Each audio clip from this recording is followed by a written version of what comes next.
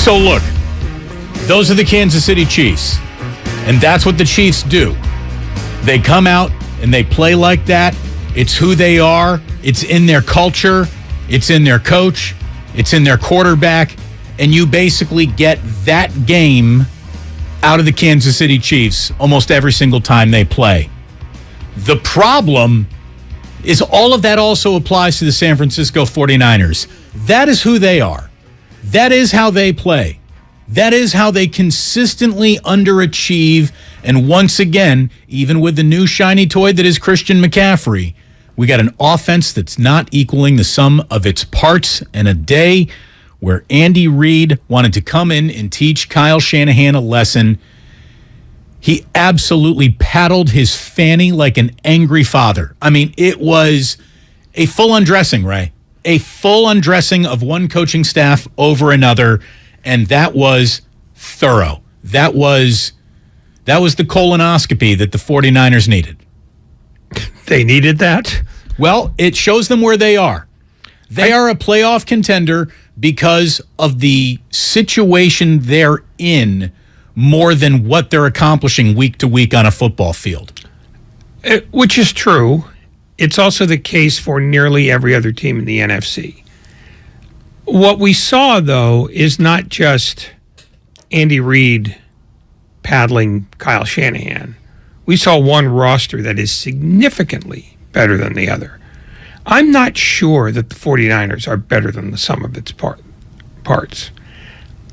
I keep waiting for this dominant defense against a good team and this offense to break out. And I don't know that the offense ever will break out. I think it's more talk than walk. And until I see otherwise, that's what I'm going to say. That's where my position is. They're not as good as a lot of people around here think they are. That they're basically going to have to win with a phenomenal defense, which was not on offer yesterday in any way, shape, or form. Now, I grant you, most of this is, as you said, because the Chiefs are way better. I mean, that result was going to be, when Kansas City's right, they're getting 44 on everybody. That said, the 49ers, they up until this weekend, they were, I think, leading football in percentage of scoring drives allowed. And the Chiefs just owned them. And most of that is the Chiefs, but some of it is 49ers are banged up, and some of it is maybe they're talking it rather than walking it. There's a lot of that seemingly at play, including injuries, including, hey, the new guy is literally such the new guy that he didn't even get more. He hasn't even had a full practice, really, with the 49ers yet. And having said all that, Christian McCaffrey looked better than just about any other 49er. The guy who just got here seemed to be more in lockstep with the way this team plays than a lot of guys who've been playing on this team for years. And I think that's a little bit of a concern. And it got to the point where I'm surprised they just didn't keep going to McCaffrey, doing the stuff that he was comfortable doing and having an awful lot of success with. I understand that there's this desire to slow play him because he doesn't know much. Well, he knew enough to basically get you 6 yards every single time he touched the ball. When you got a player who's doing that, you keep on feeding him the ball. Oh, well, he just got here. Who cares?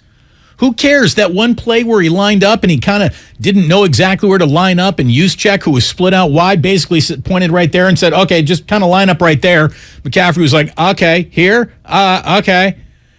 And then, boom, ball is snapped. Jimmy just turns around, throws it to him. McCaffrey takes one step back, catches it. Now he's out on a screen. Keep doing that. Keep doing that. Keep giving the ball to the guy who's gashing for 9-10 yards a carry. I mean, he hasn't been here very much. Who cares? It's not like he's been on the streets. This guy's been playing NFL football week one, taking all the contact, he was in as game shape as anybody in this league is in game shape right now. Hell, he's probably in better game shape than half the Niners who actually played because they were coming off so many injuries. I got a long list of things to get into, but mostly It's this. The death nail. I mean, I don't know. When did you know the 49ers were going to lose that game?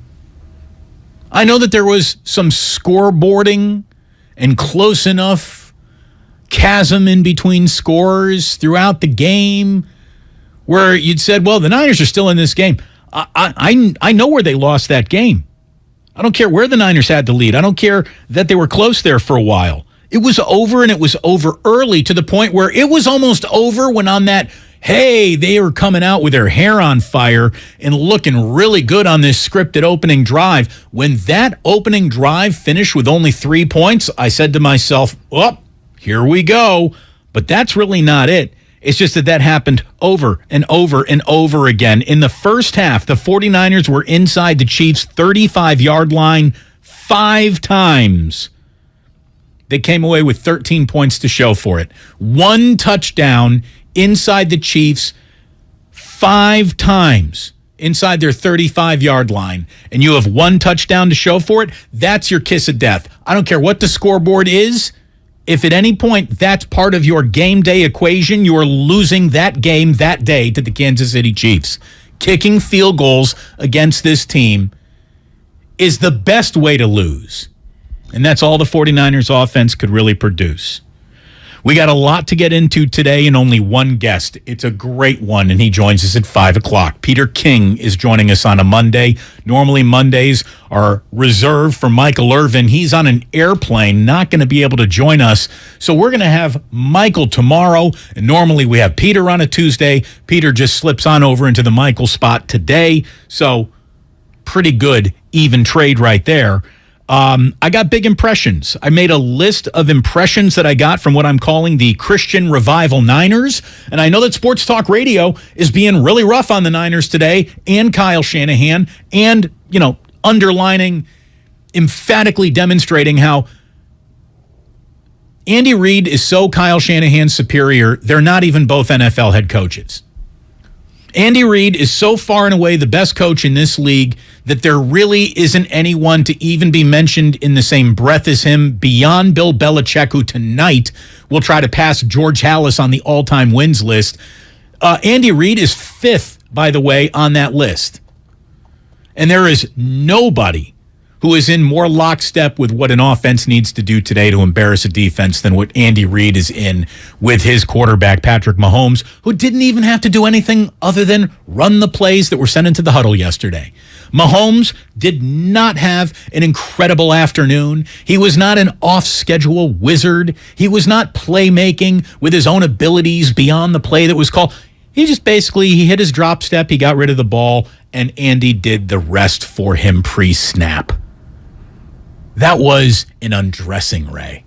An undressing of the first degree. It is not a sign that the Niners are some dead-on arrival, aren't going to count or matter remaining in the year. But let me tell you, they got to beat the Los Angeles Rams next week, or that bye week is going to be awful.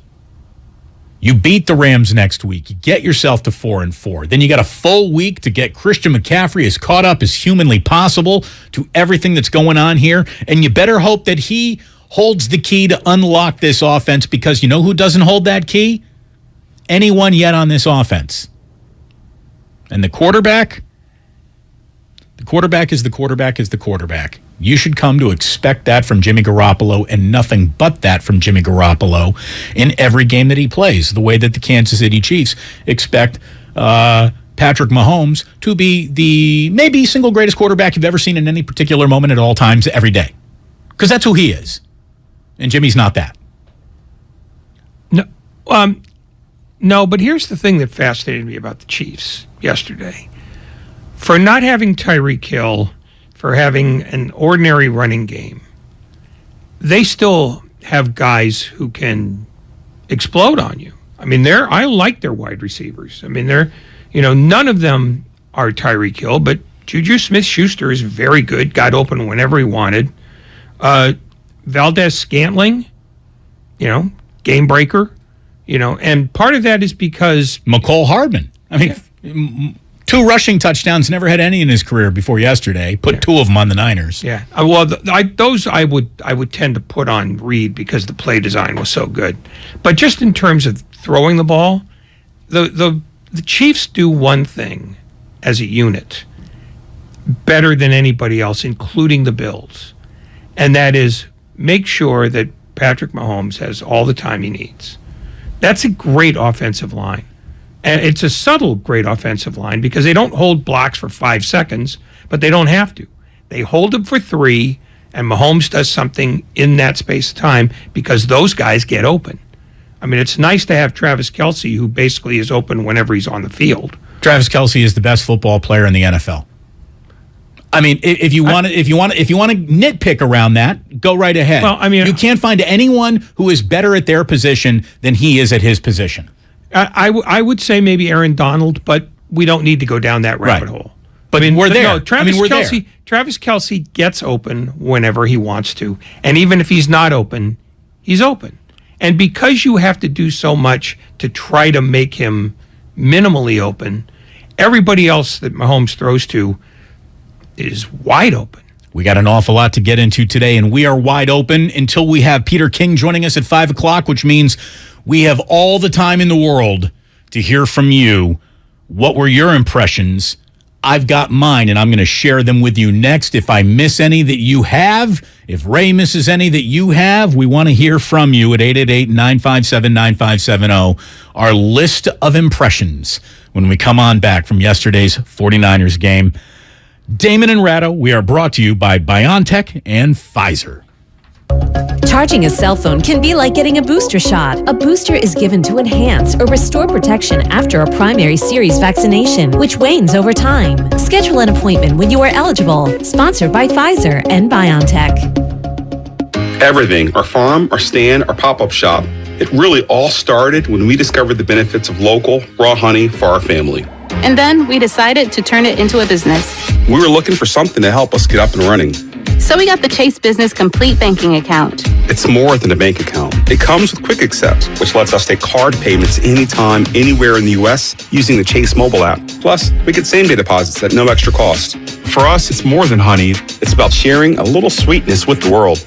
Get the Chase Business Complete Banking Account with the essentials you need to help get your business going. Learn more at chase.com/business-complete-banking. Chase for business. Make more of what's yours. Quick Accept is not available in U.S. territories. Enrollment required. Usage subject to approval. Same-day deposits available for payments before 8 p.m. Eastern Time, Sunday to Friday. Fees and rates apply for checking and processing. Limitations and restrictions apply. Participants compensated. Merchant services provided by Payment Tech LLC and WePay Inc. Subsidiaries of J.P. Morgan Chase Bank and a member FDIC. If you owe back taxes to the IRS, have unfiled returns, or are worried about an audit, the IRS is hiring 87,000 new agents to address these very issues. That means if you need to get your tax problems resolved, now is the time to get started. I'm tax attorney Robert Goldstein, and my firm specializes in helping individuals and small businesses resolve their tax problems. We work to stop IRS and state seizures. We may be able to settle your tax debt for pennies on the dollar with an offer in compromise. We prepare your past due returns, even if you have no records, and represent you before the IRS and state in an audit. At the law offices of Robert Goldstein, the consultation is always free, and we have offices located throughout the Bay Area. To schedule your free consultation, call 1-888-TAX-EXIT. That's 888-TAXEXIT. 888-TAX-EXIT. And make us your last stop. Attention! Did you or a loved one live at or near Marine Base Camp Lejeune in North Carolina between 1953 and 1987? If so, listen closely for this important legal announcement. From 1953 to 1987, Marines and their family members at Camp Lejeune drank water that was contaminated with hazardous toxins. The toxins found in the water at Camp Lejeune may cause health issues, especially later in life. Types of health issues associated with water at Camp Lejeune are numerous. If you or a loved one lived near Camp Lejeune between 1953 and 1987, you may be entitled to substantial financial compensation without going to court. Even if you were turned down in the past, a new law can allow you to file a claim today. If you or a loved one spent time near Camp Lejeune, call the Negligence Network to find out if you're eligible for financial compensation. There's no fee unless we win your case. Call 1-800-700-4333. That's 1-800-700-4333. 1-800-700-4333. There's a lifetime of beautiful outdoor living waiting for you at Dolan's. It's fiber-on decking for easy, carefree living. Why choose this durable composite? There's an amazing choice of colors. The rich look of multi-chromatic exotic hardwood. It resists splintering, rotting, and cracking with really low maintenance. See the colors and learn more at dolanlumber.com. See the real Fiberon at Dolan's Home Improvement Centers. Neuropathy pain? Call Dr. Robert Dees, DC, 925-393-0100. My heart was racing just making spaghetti. I could have waited to tell my doctor, but I didn't wait. I was short of breath just reading a book. I could have delayed telling my doctor, but I didn't wait. They told their doctors and found out they have atrial fibrillation, a condition which makes it about 5 times more likely to have a stroke. If you have one or more of these symptoms, irregular heartbeat, heart racing, chest pain, shortness of breath, fatigue, or lightheadedness, this is no time to wait. Contact your doctor. Brought to you by Bristol-Myers Squibb and Pfizer. I'm Bob Burke, founder and chairman of Burke America Parts Group, a family of brands that includes RepairClinic.com, an appliance and HVAC parts solution company that's grown into an international brand. Before AmericanEagle.com, we partially launched a new technology platform developed by another firm. American Eagle helped take our technology to a whole new level with digital marketing, software development, and business insights into our key markets, appliances, HVAC, and outdoor power equipment, and did so both on time and on budget. AmericanEagle.com has the resources, experience, and talent needed to produce solutions.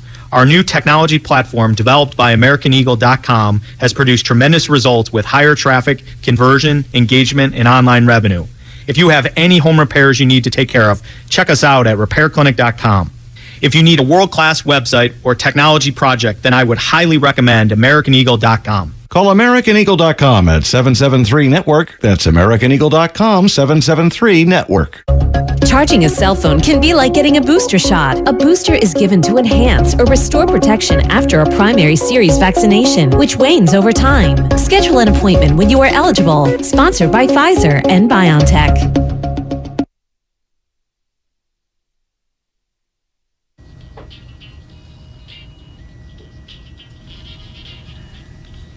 Now back to Damon and Ratto on 95.7 The Game.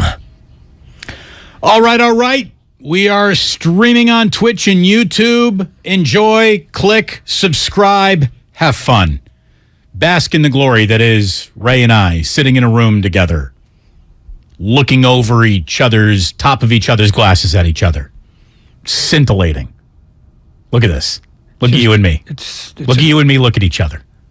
Look at you and me look at each other. Stop yelling at me. Look at us. I mean, waking up to me every day is enough of a burden.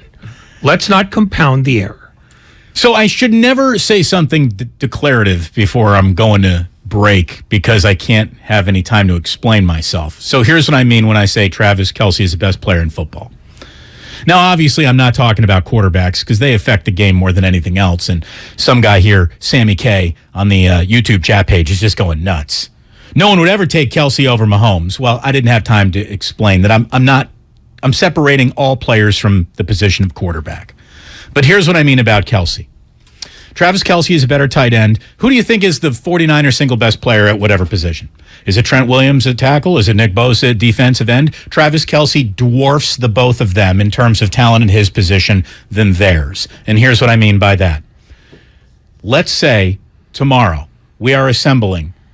We have a time machine. So we can literally go back in time to pull any player from any era. Mars has put together a football team, and Mars is going to be playing whatever football team we put together for the right to all of our souls. The starting 11 can be debated at least 10 different positions, except for one offensively, in my mind. Travis Kelce will be the best tight end the history of football has ever seen. He is, and even if he statistically isn't, or ring count isn't, I don't care. The way he dominates a football game is so unstoppable week to week, no matter who the opponent is, no matter what the situation. What stops Travis Kelce? I don't know. Obviously not football teams. Obviously not defenses. You can't stop him. He is 1,000 times better at being a tight end than any Niner is at their job, whatever that job is, right now in that building. I would prefer to define it this way. The gap between him and the second best tight end is wider than at any other position. I would agree. Because as great as Mahomes is, and he is indisputably great, Josh Allen is fairly close. Right. And look, and then if you want to play the all-time game, you still got Tom Brady and Aaron Rodgers, who seem to be very much on the downside of their careers after this week. But all-time, sure. You want to get Montana on me? Sure. I'm just talking about the right now. Yeah. Because you can make a case that Antonio Gates was a better tight end at his time than Kelsey is now. But I don't want to go down that rabbit hole. Let's just talk about the here and now.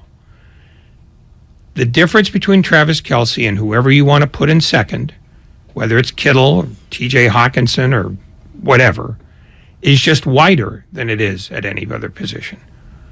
And I think that's the clear delineation. It's that if you have Travis Kelce, you have an advantage at that one position that no other team's going to have. Somebody named Condor's Sword or whatever his terrible handle. Anyways, said, you're taking Kelce over Tony Gonzalez? Yes, I'm taking him over Gronk. I'm taking him over anyone. He's the best tight end I've ever seen. And I'm taking him over George Kittle every single day of the week, and so is every Niner fan. George Kittle is great at cutting a WWE-style promo where he screams into a microphone about how it's National Tight Ends Day. And he'll have a few games where he looks really good, and then he won't be found for the better part of a month. I can't explain that. Travis Kelce's the Incredible Hulk. His non-touchdown, the one with offsetting penalties in the first quarter where he basically he got rocked at the goal line, but then he just stuck his arm out and reached the ball over the goal line. It didn't even count, but he's like, yeah, I would have scored right here. I mean, the guy's just unstoppable. He's unstoppable. Mahomes let one bad pass go yesterday, that floater that looked like it was an up-for-grabs ball. Nope, because it was in Travis Kelce's direction. And he's over there boxing guys out, catching the ball, sun in his eyes, doesn't matter. He's a magnet for the football. He's special, special, special. So here's what here are my big impressions. Biggest impressions, Ray, from yesterday's game. Number one, Andy Reid is the best coach in football. The man put on an absolute clinic. He destroyed DeMeco Ryans. He embarrassed Kyle Shanahan. He used Nick Bosa's aggressiveness against him all afternoon, and not a single counter move was made to the moves that he was making. I'll say this. Christian McCaffrey has a gear that makes him special. I think that's pretty undeniable. I was surprised there wasn't even more of him in that game, especially in the second half when you're trying to get it back. I was really surprised. But he's good. He's special. And I'm telling you right now, and I've been saying this since week one, Talanoa Hufanga, whatever it is, kid's got it. He's special. Amazing concentration on that interception. Fantastic. Travis Kelce was my fourth observation. We already went over him. I'll say this. George Kittle feels like he got his quarterbacking best friend back just a little bit. They're starting to turn the same page together now, so it looks like they're back on the same chapter, which is good for the 49ers. It didn't come out with enough production yesterday to get them over the hump, but it looks like George Kittle and Jimmy Garoppolo are getting back in sync together. That's good. It needs to happen. Mike McGlinchey. I just wrote down random things all day here. I'm just emptying the notebook. Mike McGlinchey, I don't know how much of a truly trusted agent he ever really was, but I'm sorry, right now he's drifting towards liability. I'm sorry it's coming to this point, but it seems to be coming to this point with Mike McGlinchey. He just isn't who 49ers fans hoped he would be, wanted him to be, who his coaches hoped or wanted him to be. He isn't. And I'm going to tell you right now, Trent Williams got so popular in just the last 6 months or so, he's bordering on overrated. I know he's just coming off injury. He gets a wide berth because of how good he really is. I can promise you that Andy Reid talked about using Nick Bosa's momentum against him in the run game. And I can also promise you, when the 49ers saw that that's what Andy Reid was doing, they decided, we're not going to do anything about that. We're not going to have Nick Bosa take a heartbeat and instead of just going 2 ears pinned back towards Mahomes, maybe play outside contain a little bit more, or wait for the screen that was being run right at him, or the several running plays that were literally just designed to then occupy the hole that he vacated because he never stopped coming off the line like a bull in the china shop, to the point where he was Nick Bosa had such a hard-on to get to Patrick Mahomes yesterday. He got called for being offsides twice on consecutive plays. I've never seen that one before, ever. But it happened to Nick Bosa yesterday, and we know that Bosa's great, but he got way too in his, this is the way I'm playing today. I'm not making any adjustments to my game. And Andy Reid saw that, counted on it, and destroyed the edges that he was vacating. Destroyed them.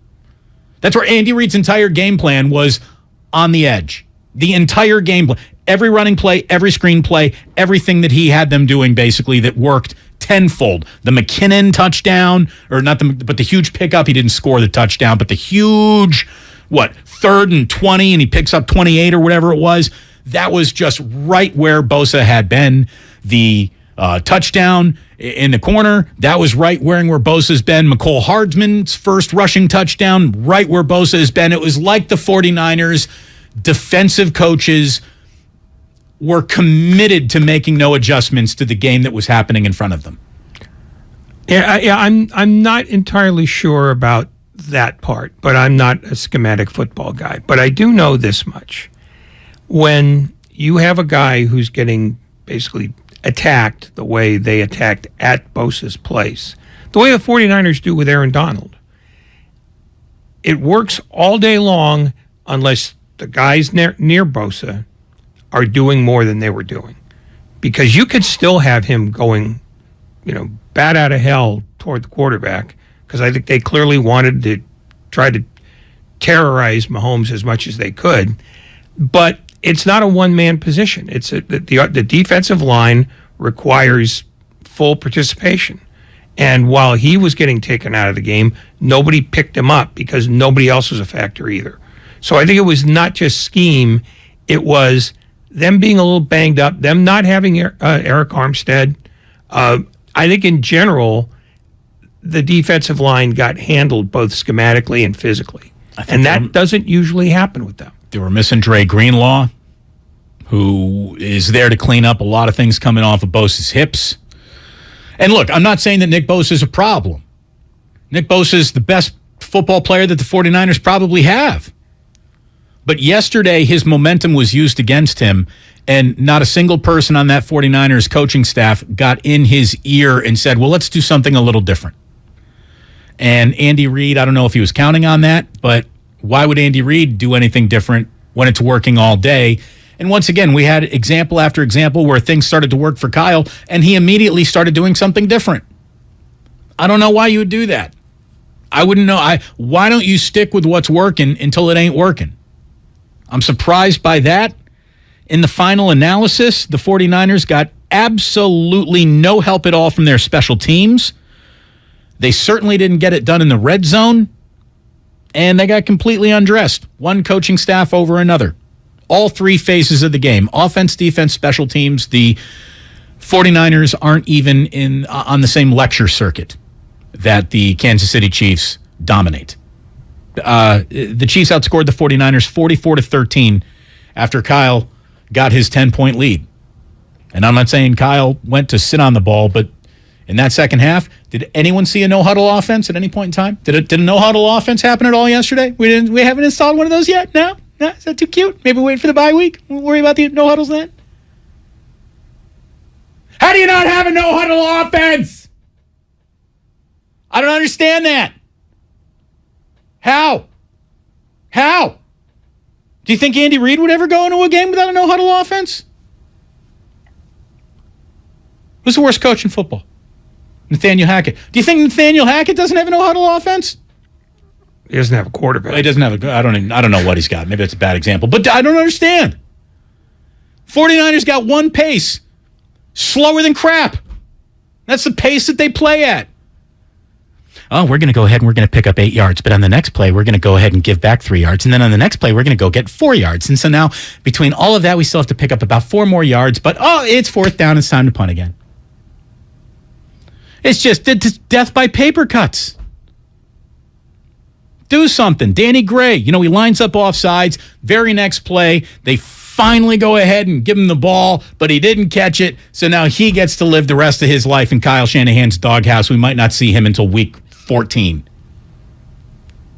I don't know why, but that's the way it's going to go. Deebo Samuel, let me just ask this. I'm not trying to criticize anyone, but I'm just asking questions. Just asking questions. Deebo Samuel, overrated, overpaid, or underused? Overrated, overpaid, or underused? I think the answer is maybe a little all of the three, but either way, one of those answers is correct, and that's a problem. Who's going to go ahead and get that guy involved? When you got a quarterback who can't get the ball to where it needs to be, I guess this is what you are. Frustrating. The 49ers are frustrating. They're the NFL equivalent of blue balls. They really are, Ray. They are like nearly every other team in the conference. It's an unusually bad conference this year. And I'm not sure that the two best teams who are still... Well, let me finish my point first. That the Eagles and Giants aren't basically the 49ers with a softer schedule. The 49ers, but we knew this going in, so we shouldn't be acting surprised that this was a team that was going to be pretty close to 500 most of the year, and they were going to be up and they were going to be down. And it's because their offensive line wasn't good enough. There were still questions about their second. They are a team that has obvious strengths, no obvious weaknesses, but a lot of things that are just sort of league average. That's how you get to be 3-4. But I don't know that this is the game where you go, aha, this is what's wrong with them. Because I think even if they had played at their best and most creatively, I'm not sure that Kansas City loses that game. Because Kansas City looked pretty good in losing to Buffalo the week before. Because I think they're the two teams that are light years ahead of everybody else. They have the best players. They have the best coaches, probably. And so I don't know that yesterday is the way you evaluate the 49ers. I think the problem that they have is that they are a slightly better than average team. And that's what you're going to get all year long. Yeah, maybe you're right, but I would say that what was on full display was just the same old, same old. I mean, the Niners are consistently underperforming in the same few areas each and every week. There's always a little bit of a special teams problem. Then there's always a little bit of that was a bad holding call or whatever on first down. I mean, this is from Kyle Shanahan postgame. This is from the Chiefs game, obviously. Why would we play any other postgame this week? But this could be from any game. I mean, this could be Kyle Shanahan after every single game the 49ers have played this year, wins included. That's a good team. They're going to make some big plays. But I thought the most frustrating thing was the spots we hurt ourselves. In that first half, some of the false starts that we had on every offense, lining up in the neutral zone on defense. For us to have that false start on the field goal, I was obviously so excited because they muffed the punt the next time. But for us to have a turnover there was a real big mistake. Ended up being all right when they missed that field goal. Talked about some of that stuff at halftime. We come out, give up a huge kick return, and then have a really stupid penalty to add 15 yards at the end of it. Those are the things that disappoint me the most. So it's the same things every week that are disappointing Kyle the most. All those little things. And by the way, another way to say all those little things is called coaching. That's what coaching does, clears up all those little things. What Kyle really needs to say is what I'm disappointed in is in myself. I don't know if the team is tuning him out. I don't know if his message isn't getting through, but the things that they need to clean up, these little bitty things that follow them around week to week, are following them around this week, and they'll probably rear their head again next week. But maybe the Rams are just bad enough to where you can overcome those little things and a bad team, and now you win. Hopefully they go into the bye week. I'm going to tell you right now, if this team isn't hitting on all pistons coming out of the bye week, just shame on them. Shall we take a few calls? I would never, but you go ahead. Let's do it. We're going to take some calls. This is Rich in Fremont. Rich, you're on 95.7 The Game. What do you got? Hey, Damon. Hey, Ray. Hey, listen, guys, thanks for taking my call. You know, I really think what everybody's probably missing and why the Niners are playing the way they are, it's because the coaching staff just doesn't have this team properly conditioned. I mean, you look at them. In the first half, they're putting up decent numbers, they're scoring, and they're coming out the gate fast. But then the second half, they start to run out of gas, okay? They're not executing well, you know. They're not putting up the same amount of points they did in the first quarter. And to me, that just says that they're just not being properly conditioned to finish games. I also think that with Garoppolo, with him, he's just a quarterback that just doesn't find the right receivers when he executes the play. You know, he missed on Jeff Wilson Jr. You know, he's throwing passes to certain guys that are seemingly open, but he's got better choices on the other side of the field. He doesn't see that, and because he doesn't see that, they're not getting the best out of that offensive execution. Thanks, guys. Thank you, Rich. Look, I can't tell you what Jimmy does or doesn't see, but you know, there's never been a time where Jimmy was particularly accurate with the throws. He's always a little high. I mean, it's hospital balls left and right, or it's a little low. He's terrible throwing off his back foot. He is who he is. I mean, here's the thing, and you can't even get mad at it because they tried to replace him. They actively tried to get rid of him, but circumstances that we are all well documented brought him back, obviously. So this is the way you're rolling. Yeah, I'm not buying the conditioning argument either. I think they're in perfectly good football shape. I think what Kyle Shanahan wants to do, and he did it in the first half, was control the ball and control the tempo. Well, if you can't hold the lead against a team like Kansas City, the tempo does you no good. I just don't think they are a team that is explosive enough to hang with a team like Kansas City. I think they are just flawed enough in enough places that they can't get into a shootout. They have to win 20-10. No, it's got to be a perfect day. It's got to be a perfect day. They can only win under perfect conditions in which nothing ever went wrong for them. And that's not a contender, boys and girls. It's just not. It's not. I have something that's so overwhelming on Patrick Mahomes, I don't even want to give it to you right here. No, go ahead. So Mahomes, who again didn't even play great yesterday, just did what he needed to do, and you know, threw for 400 whatever yards and was incredible. But the highest quarterback winning percentages, including playoffs, since 2019. So this is a minimum of 10 starts. So it's Patrick Mahomes, who is a 790 winner. Then it's Aaron Rodgers, who's 733. Then coming in at third place, it's Patrick Mahomes in games where he's trailing by more than double digits. Patrick Mahomes has a 706 winning percentage when he trails in a game by double digits. So Patrick Mahomes in a 10-point deficit is the third most successful quarterback in football. Then it's Tom Brady. So it's Patrick Mahomes, Aaron Rodgers, Patrick Mahomes in a 10-point hole, and Tom Brady. Those are the four best quarterbacks since 2019 in terms of winning percentage. That's remarkable. And that's not just quarterback play, obviously. That's a whole lot of coaching. But that's also coaching and roster construction. And it's tempo. It's knowing, hey, whatever we were doing is not working, so let's do something different now. We're going to go ahead and make everybody get off beat and play a little differently. And then I can't snap anymore with my left since the stroke. I can't. That's it. It's as good as I got. That's it. Yeah. I'm still Johnny on the spot over here. See, that's roster construction too. That is. You need a better left arm. Better thumb. better. This Middle finger's finger. not working, Ray? No, you could say it middle finger. That's the one that everybody snaps with. Mike in Hayward. You're on 95.7 The Game, Mike. Hey, you guys. So I have a couple of thoughts about the game. Speaking about tight ends, I was speaking to my buddy during the game. Kelsey absolutely, offensively, is like the greatest tight end in the league, maybe in the history of the game. I also feel like Kittle, he can be at that level if they unleash him, give him the ball. Well, they need a quarterback to get him the ball. I mean, that's it. That's why they drafted Trey Lance, because they think that he could get him the ball better than Garoppolo does.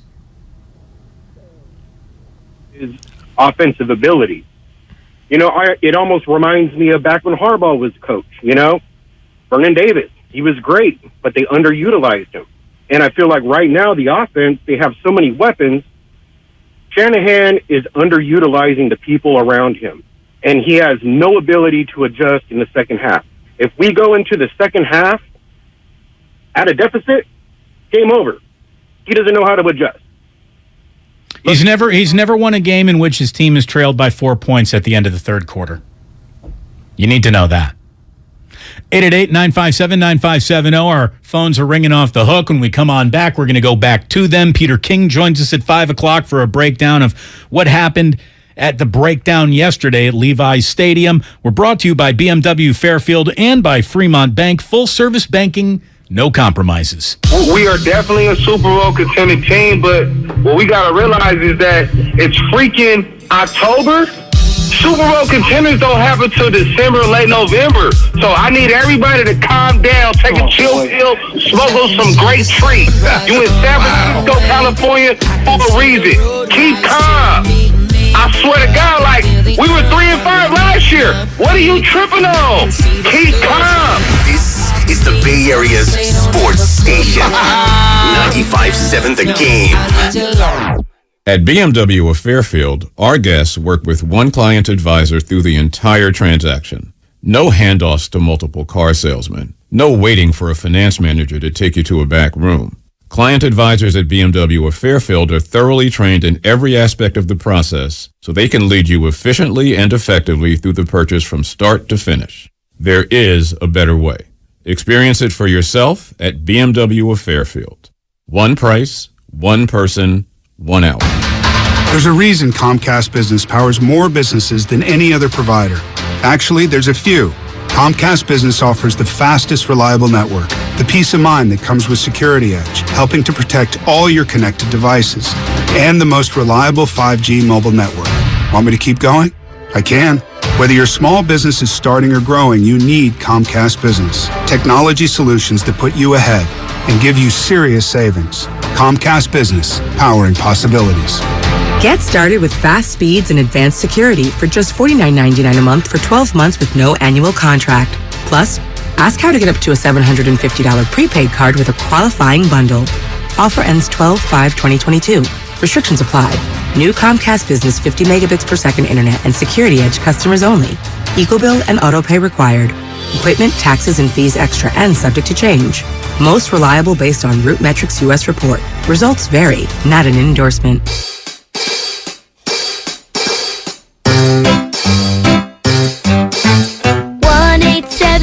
Cars for Kids. KARS Cars for Kids. 1-877 Cars for Kids. Donate your car today. 1-877 Cars for Kids. KARS Cars for Kids. 1-877 Cars for Kids. Donate your car today. Donate your car today at carsforkids.org. Your car, running or not, can be picked up as soon as the next day. No title? No problem. Call 877-CARS-FOR-KIDS or go online at carsforkids.org to donate today. 1-877 Cars for Kids. KARS Cars for Kids. 1-877 Cars for Kids. Donate your car today. Now accepting donations of land, homes, buildings, or any kind of real estate. My dad has a cold, but also has high blood pressure.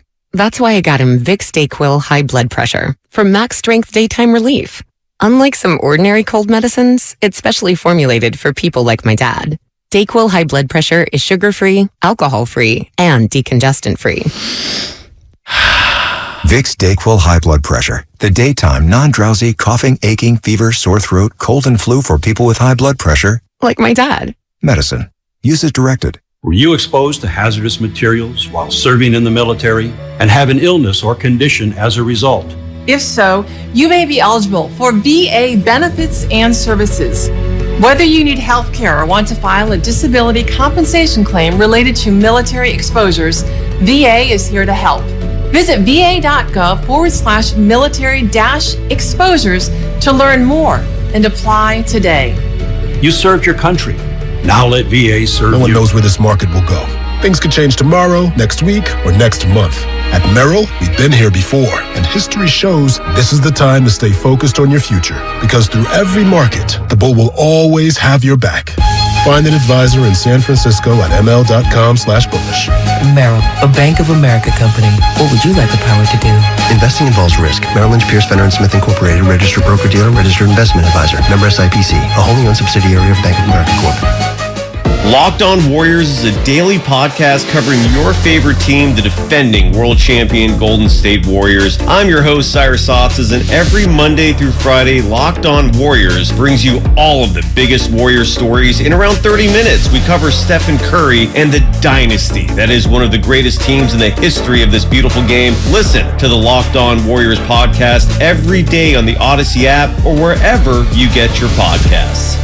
Kansas City Steak Company, another AmericanEagle.com success story. Started in 1932 as a family-owned butcher shop, today they're a leading distributor of superior all-American steaks delivered right to your door, ready for the grill and your taste buds. When it came to their website, an average site wouldn't do. They chose AmericanEagle.com to take their website to the next level. With a dramatic increase in competition and a softening market demand, they had two challenges: improve their brand presence and message, and produce a positive return. AmericanEagle.com got to work and executed usability studies and detailed audits of site experience, digital assets, and marketing. The result? An integrated digital marketing and customer experience plan, organic traffic increase of 20%, and a long-term roadmap for success. If you love great steaks, go to kansascitysteaks.com for website design, development, and online solutions that bring efficiency and results. Visit AmericanEagle.com. If you need a results-driven website, call the team at AmericanEagle.com at 877-WEBNOW1. That's 877-WEBNOW1.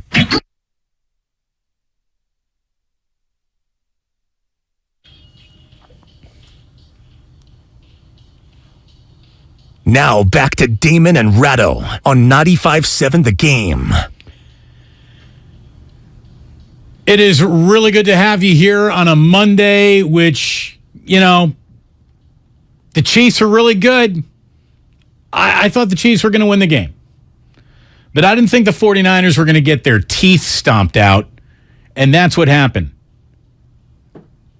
Ray, when's the last time you saw a quarterback get safetied twice in the same year?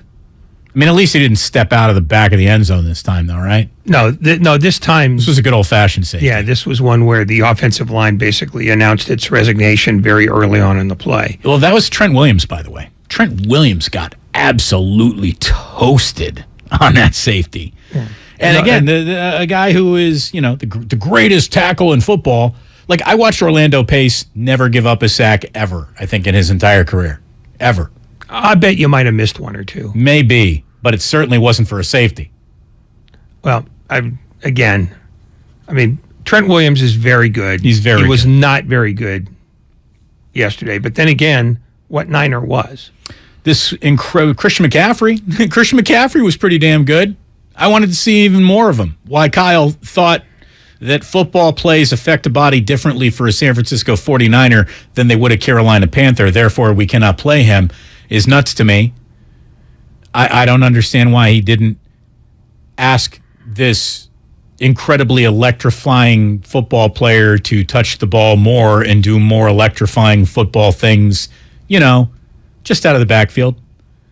Just be like, you know how to catch a pass, right? Okay, so we're going to screen left, we're going to screen right, we're going to student body left, we're going to student body right you. It's a zone running game anyway, so basically you hunt for a hole, you find it, you hit it, you go. Like, it's that easy, right? That's why all these no-name guys off the streets have an awful lot of success, and Kyle's in Kyle's offense. Like it's an offense that makes, household names out of grocery clerks. So let's go ahead and take a guy who's already a household name and ask him to do little in the biggest home game of the year. I didn't understand that. Well, he hasn't been here much. Who cares? He was ready. Christian McCaffrey looked as comfortable in a 49ers uniform as anyone who'd been wearing one since the day Kyle got the job. I thought, and this is me being a pinhead again, that he could have spaced him out a little better. He just used him more in the second half if you're looking for a change of pace. If you only wanted him to carry be in a third of the plays, I get that. But maybe save him some. Yeah.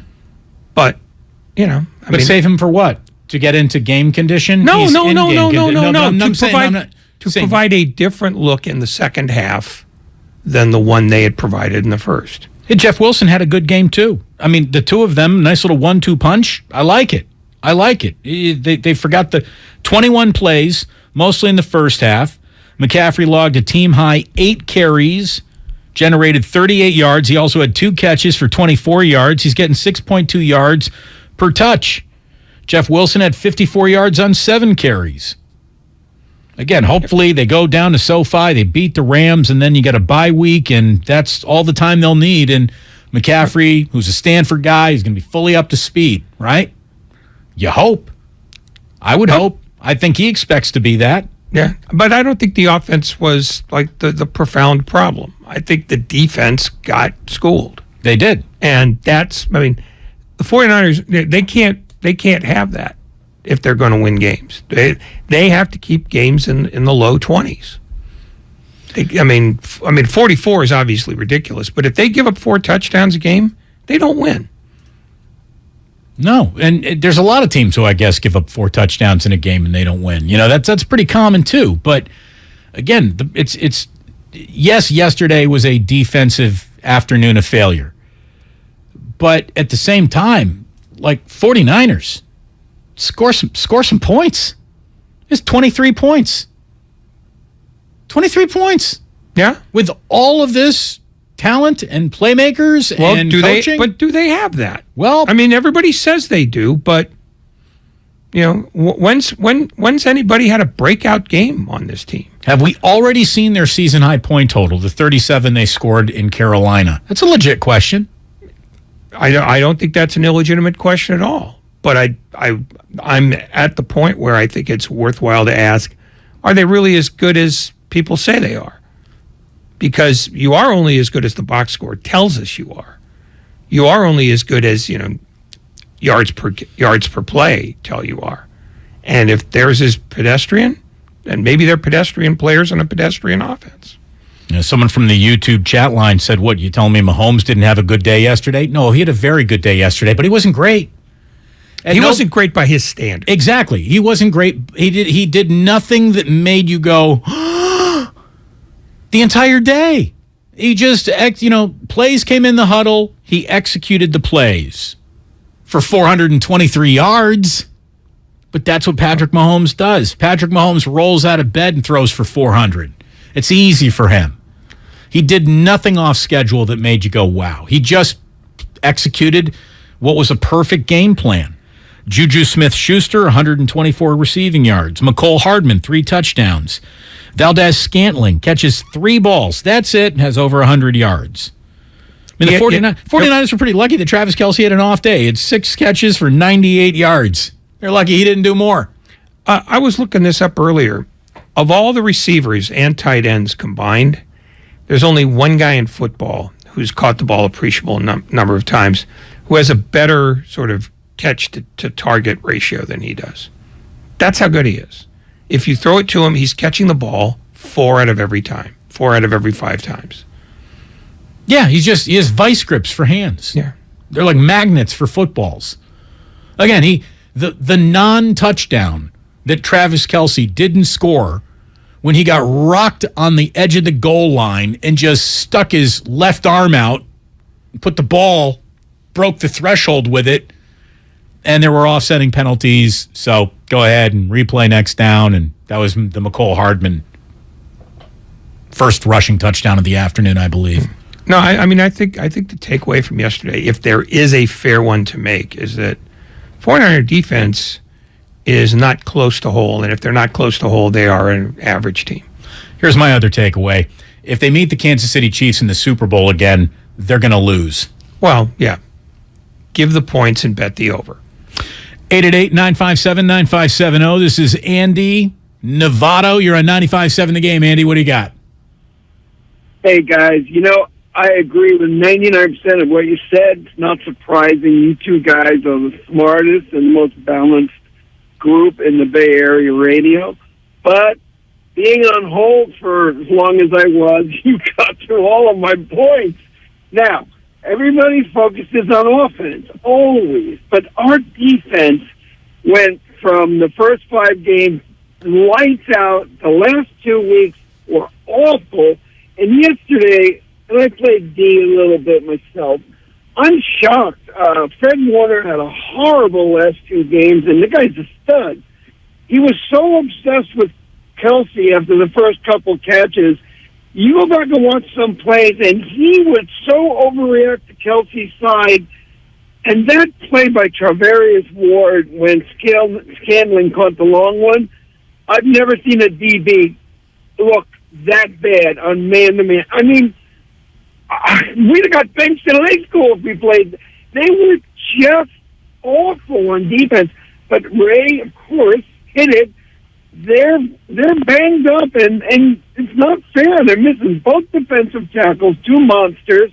They were missing Aziz. Then Greenlaw got hurt. So now you got one linebacker that's a thumper. And the secondary mostly was playing, honestly, almost all throw ability. He's out. So, and I got to say, Damon, what you said is funny because Mahomes, to you, had an average day. He's so good, he makes 424 yards look average, but he's not. And Jimmy is Jimmy, and we got so excited when he came back. I didn't, but he's the same problem he's always been. He's so pedestrian. He's not going to win the game for us. He could lose it. That interception at the goal line was awful. I mean, just throw it away. Andy, thank you for the call. Just throw it away. Live to fight another down. And I don't know if this is overcoaching or he's so afraid to let Shanahan down and not execute his play the way it's supposed. I don't know. But Jimmy's thrown the ball away. I saw this Pro Football Focus once all year. How's that possible? Throw the ball away. Get rid of it. You just throw it into the 5th row and live to fight another down.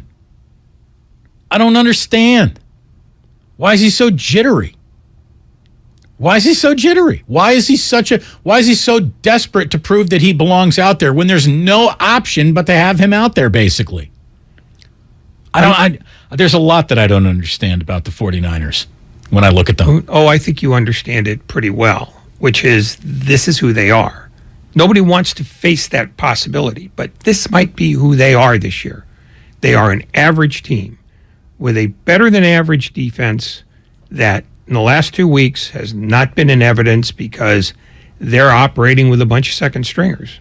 Hey, did you know that Deebo Samuel got hurt yesterday? Me neither. But he did. Welcome, everyone, to your 4 o'clock hour. You're listening to 95.7 The Game, KGMZ FM and HD1 San Francisco. Always live on Twitch, YouTube, and the free Odyssey app. Damn well better be free. Dre Greenlaw, his calf, we knew that he was hurt. He is now listed as day-to-day. Wide receiver Deebo Samuel with a hamstring is day-to-day. By the way, Kyle Juszczyk, you saw it looked like he dislocated that finger, got caught up in Kansas City Chief face mask. Well, wasn't dislocated. It was broken. He had surgery. He won't play this week, but will likely be available after the bye week. Just saw that from Matt Mayoko on Twitter. So we'll have some Kyle Shanahan sound from his presser today in just a moment for you. But there you go. Once again, injuries you didn't even notice show up on Monday's injury report. Deebo Samuel now with a day-to-day hamstring. And as I asked earlier, Deebo, Like, is he overrated, overpaid, underused? Like, something's not happening. And you know, is it just because the wrong quarterback can't get him the right football? Is that what it is? He had one big run against Seattle, Ray, and an amazing play against the Rams. He had a season-high 7 catches in Atlanta, and that was his only double-digit target game so far of this season. He hasn't had more than 2 carries in any game since the Denver game, and he's basically producing like a top 35 to 45 receiver in this league. He is nowhere close to, like, do you think he's an elite receiver? No. I don't think he ever was an elite receiver. I mean, to be honest, when was he the most? When was he the most he ever was as a difference maker? When he was running the ball 8 times a game. Well, I mean, he had 1,400 yards last year in the air too. That was legit. No, he wasn't bad, but it wasn't like they were jaw dropping. Oh, he just went 12 for 177. I mean, he's a good, he's a worthwhile number 1 receiver on a number of teams. But he's not the guy you think of right away as, who's the receiver that I need to get a touchdown from or I have to cancel Christmas? Look, George Kittle said it all yesterday in postgame when he said this. We have plenty of guys that make plays. Ayuk, Debo, myself, Christian, Jeff Wilson. We have a lot of guys out there. Juwan. We have plenty of guys that can make plays, and unfortunately today, I think it really showed that we just couldn't get the ball into those guys' hands. In other words, we don't have a quarterback. The guy who's supposed to be in charge of putting balls into other guys' hands is the quarterback. And unfortunately, Jimmy's getting the ball into his playmaker's hands is not his strong suit. Or maybe it's a veiled criticism of the play calling. It's hard to sort of read into something as vague as that, but all you know is there's dissatisfaction. There certainly is. And I think a lot of that dissatisfaction, whether they know it or not, needs to be aimed at an offensive line that cannot protect its quarterback, which means that everything else about the passing game breaks down. Matt in Oakland, you're on 95.7 The Game. What do you got, Matt? How's it going, guys? I just want to touch on a couple things. One, I think Debo is underused. And to speak to that, the Niners are an all-star team. It's the best roster in football, and it comes down to coaching. Shanahan's a fraud. He's going to be a coordinator by 24. And, if you put Brian Daboll as the coach of the Niners, they might be undefeated. That team is full of practice squad players, and they're playing their ass off. You're talking about the Niners have second stringers. They're still a supreme roster to teams that are winning every week. So it comes down to coaching, and it's that simple. And that's my opinion. Yeah, look, I got to tell you, I'm not. I'm not one of those bad week fire the coach broadcasters. I'm not. I don't run that show. I have never done that show in this market. Something went wrong. Fire the coach. Fire the coach. Fire the coach. And I'm not even saying that Kyle Shanahan 100% needs to be fired. I'm just here to tell you, I ain't that impressed. I'm really not. I'm really not. For a guy who's supposed to be this coordinator of offenses, I'll tell you that the 49ers offense was pretty much buns. It's not that good.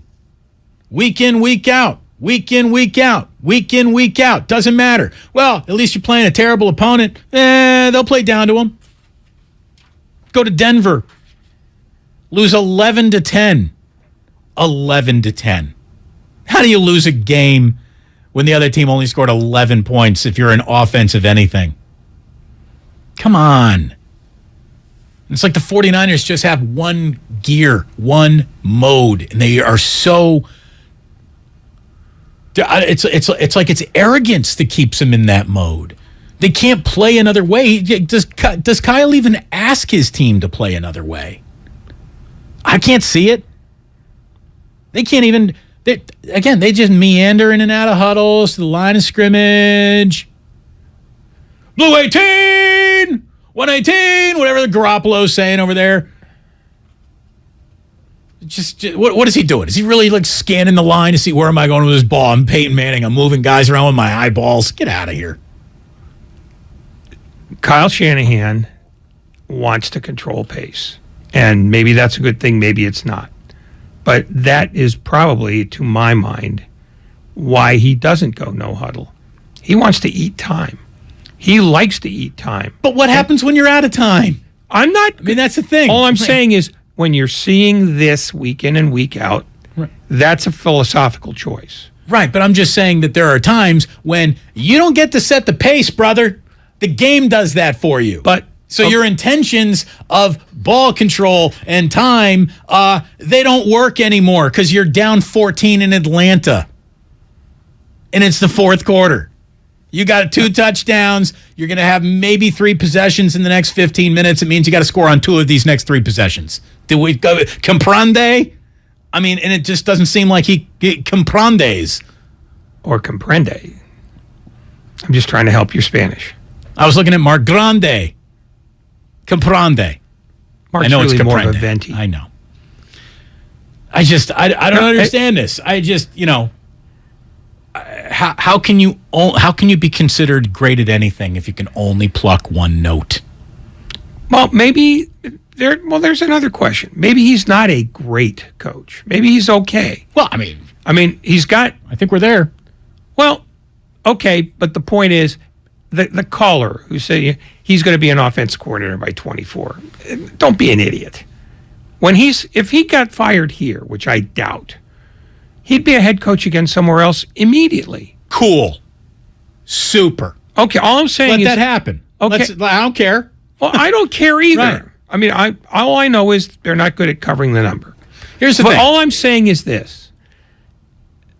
When you have a team that gives up 44 and the complaint the next day is about how the offense doesn't work. This is not just an in the moment, in the vacuum complaint from me. No, but okay, I'm not talking about you. But this is every week from start to finish. This is not that kind of team. And it's been clear to anybody paying attention since the start of the year that this team was only going to be as good as its defense allowed it to be.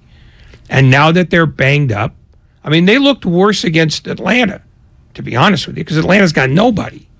This is the kind of result you get when you have a team like Kansas City that can do whatever it wants to do it.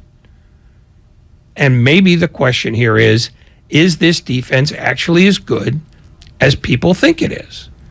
Over the last 2 weeks, they've allowed 36 points a game. That's not good. No, it isn't. So maybe either they're banged up to the point where they can't function, or they're not as good as we thought they were. Robin Pinole, you're on 95.7 The Game. Rob, what do you got?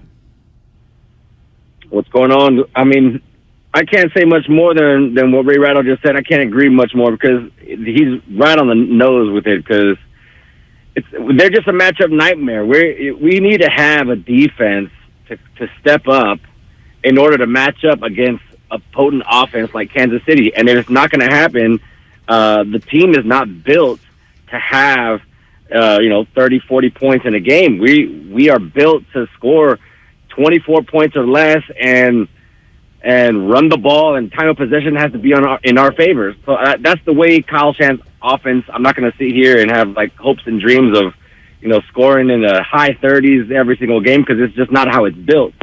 But I did have a question because I was a little confused. The last 2 games happened twice in Carolina and once on that safety. Have they gone away with the rule of hitting the quarterback in the head? Because I swear on that safety, they put him in a headlock and then tackled him to the ground and no flags, no nothing. And I was just confused. So enlighten me, please, if there's been some changes here. I mean, they aren't protecting quarterbacks less. I can tell you that this season.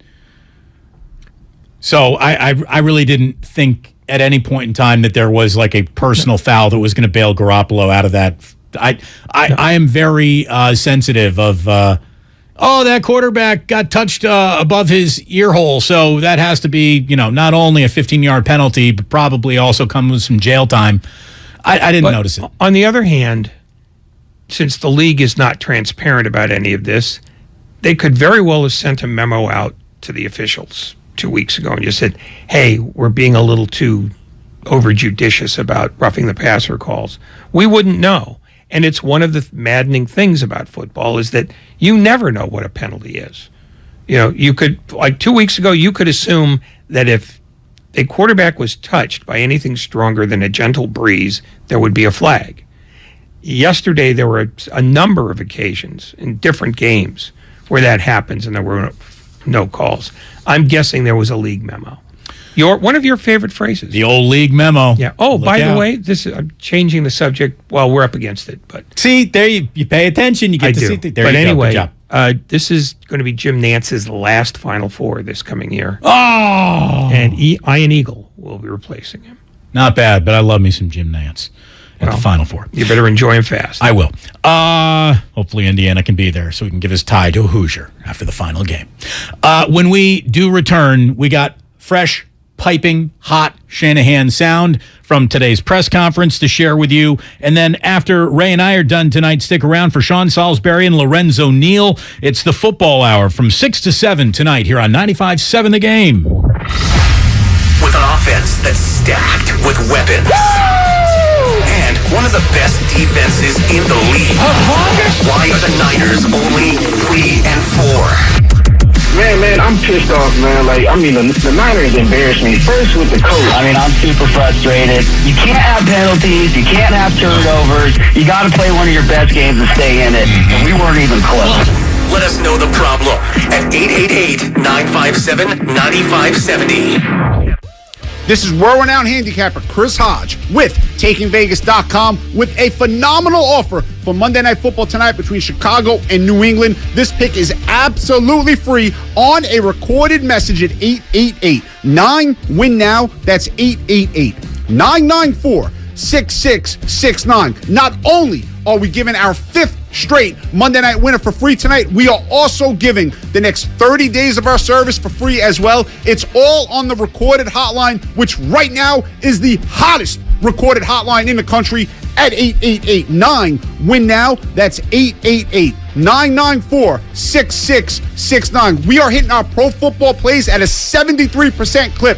We are 10-3 on weeknight pro football games. We have won 4 straight Monday Night Winners. Number 5 in a row goes tonight, including the next 30 days of service, absolutely free at 888-9-WIN-NOW. That's 888-994-6669. If you own a business, this has been a bumpy ride. From pandemic to inflation, I'm sure you could use a break. If your business has 5 or more employees and survived COVID, you may be eligible to receive a payroll tax refund of up to $26,000 per employee. The challenge is getting your hands on it. Hi, I'm Howard Mackler, and that's why I founded GetRefunds.com to cut through the red tape and get you the money. The team of tax attorneys we have put together are highly trained in this little-known payroll tax refund program. We do all the work, charge not a dime up front, and simply share a percentage of the cash that we get for you. Businesses of all types can qualify, including those that took PPP, nonprofits, and even those that had increases in sales. We have helped return over $1 billion to businesses, and we can help you too. Just go to GetRefunds.com, click on Qualify Me, and answer a few questions. This payroll tax refund is only available for a limited period of time. Don't lose out on up to $26,000 per employee. Go to GetRefunds.com. That's GetRefunds.com. O'Reilly Auto Parts specializes in keeping your car on the road. Not sure how much life is left in your battery? Our professional parts people will test it for free. If it does need to be replaced, we'll help you find just the right one to fit your car. Our Superstar batteries are built to handle even the toughest conditions. Visit O'Reilly Auto Parts today. O'Reilly Auto Parts. She posted about us just now. Celebrities can't get enough of Beyonce's bespoke skincare line. She has 147 million followers. How do we monetize? She needs a social media associate to help her with the hype. We should repost this. Do we need a hashtag? Indeed can help her hire great people fast. I need Indeed. Indeed you do. You can schedule and conduct virtual interviews all from your employer dashboard. Visit Indeed.com/credit and get $75 towards your first sponsored job. Terms and conditions apply. Let me guess. Unknown caller? You could reduce the number of unwanted calls and emails with online privacy protection. The latest innovation from Discover will help regularly remove your personal info, like your name and address, from 10 popular people search websites that could sell your data. And we'll do it for free. Activate in the Discover app. See terms and learn more at discover.com/online privacy protection. Alice at 97.3 is celebrating the return of Alice in Winterland. Friday, December 2nd at the SAP Center in San Jose. Starring John Mayer, One Republic. See you at Alice in Winterland. Matt Nathanson. Plus more to be added. Tickets on sale now at Ticketmaster. Get everything Alice in Winterland at radioalice.com. Jamie's Log. Progressive. The Harrington's Backyard. Day 4, 2:18 a.m. I've been camping outside the Harrington house for 4 days now, proving that Progressive has 24/7 protection. Mr. Harrington says I don't need to do this, since Progressive protects 24/7 is a pretty easy concept to grasp, but I'm going to stay and prove my point.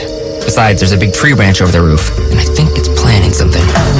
Progressive doesn't just offer a great price when you bundle home and auto. We offer round-the-clock protection, just not literally from Jamie. Coverage from Progressive Casualty Insurance Company, affiliates, and third-party insurers, and subject to policy terms. Bundle discount not available in all states or situations.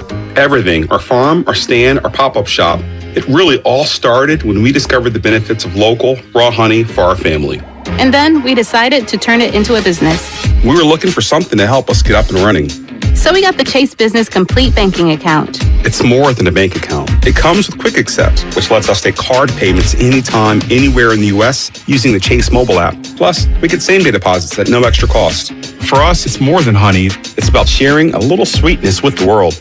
Get the Chase Business Complete Banking Account with the essentials you need to help get your business going. Learn more at chase.com/business-complete-banking. Chase for business. Make more of what's yours. Quick Accept is not available in U.S. territories. Enrollment required. Usage subject to approval. Same-day deposits available for payments before 8 p.m. Eastern Time, Sunday to Friday. Fees and rates apply for checking and processing. Limitations and restrictions apply. Participants compensated. Merchant services provided by Payment Tech LLC and WePay Inc. Subsidiaries of J.P. Morgan Chase Bank and a member FDIC. In Concord, it'll be mostly clear with a low of 53. Weather brought to you by Pfizer and BioNTech. This fall, there are now updated COVID-19 booster shots designed for recent Omicron variants. Learn more and schedule your updated booster at vaccines.gov.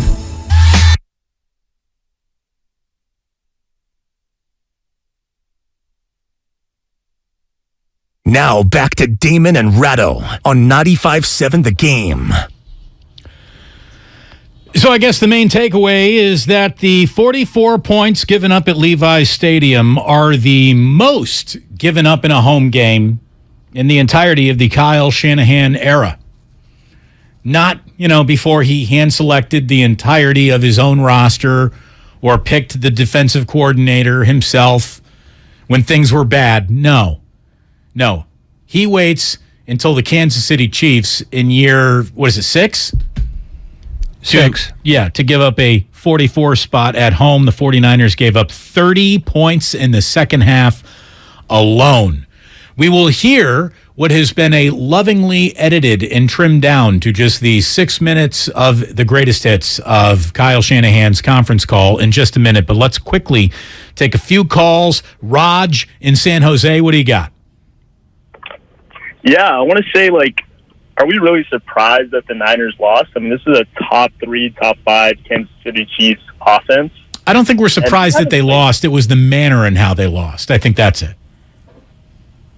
Of course, no. But, they're top 3, top 5 offense, and they're going to blow some teams out. And, a lot of momentum switched when Jimmy G threw that interception in the second half.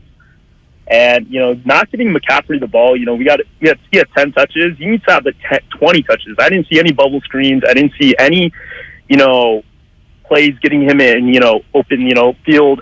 And that was really frustrating to see. And then at the end, why you put Brock Purdy in the game? Just leave Jimmy G in the game. Let him build his confidence. Let him get those garbage touchdowns. And, at least make the score look respectable at the end. And for Shanahan, this wasn't a great coaching game. He didn't get the ball to McCaffrey, but I'm still happy with Shanahan. He still has built a great team. I think we should keep him. I know a few callers said that he should be out. You're not going to really find a head coach out there as good as Shanahan right now. Sean Payton.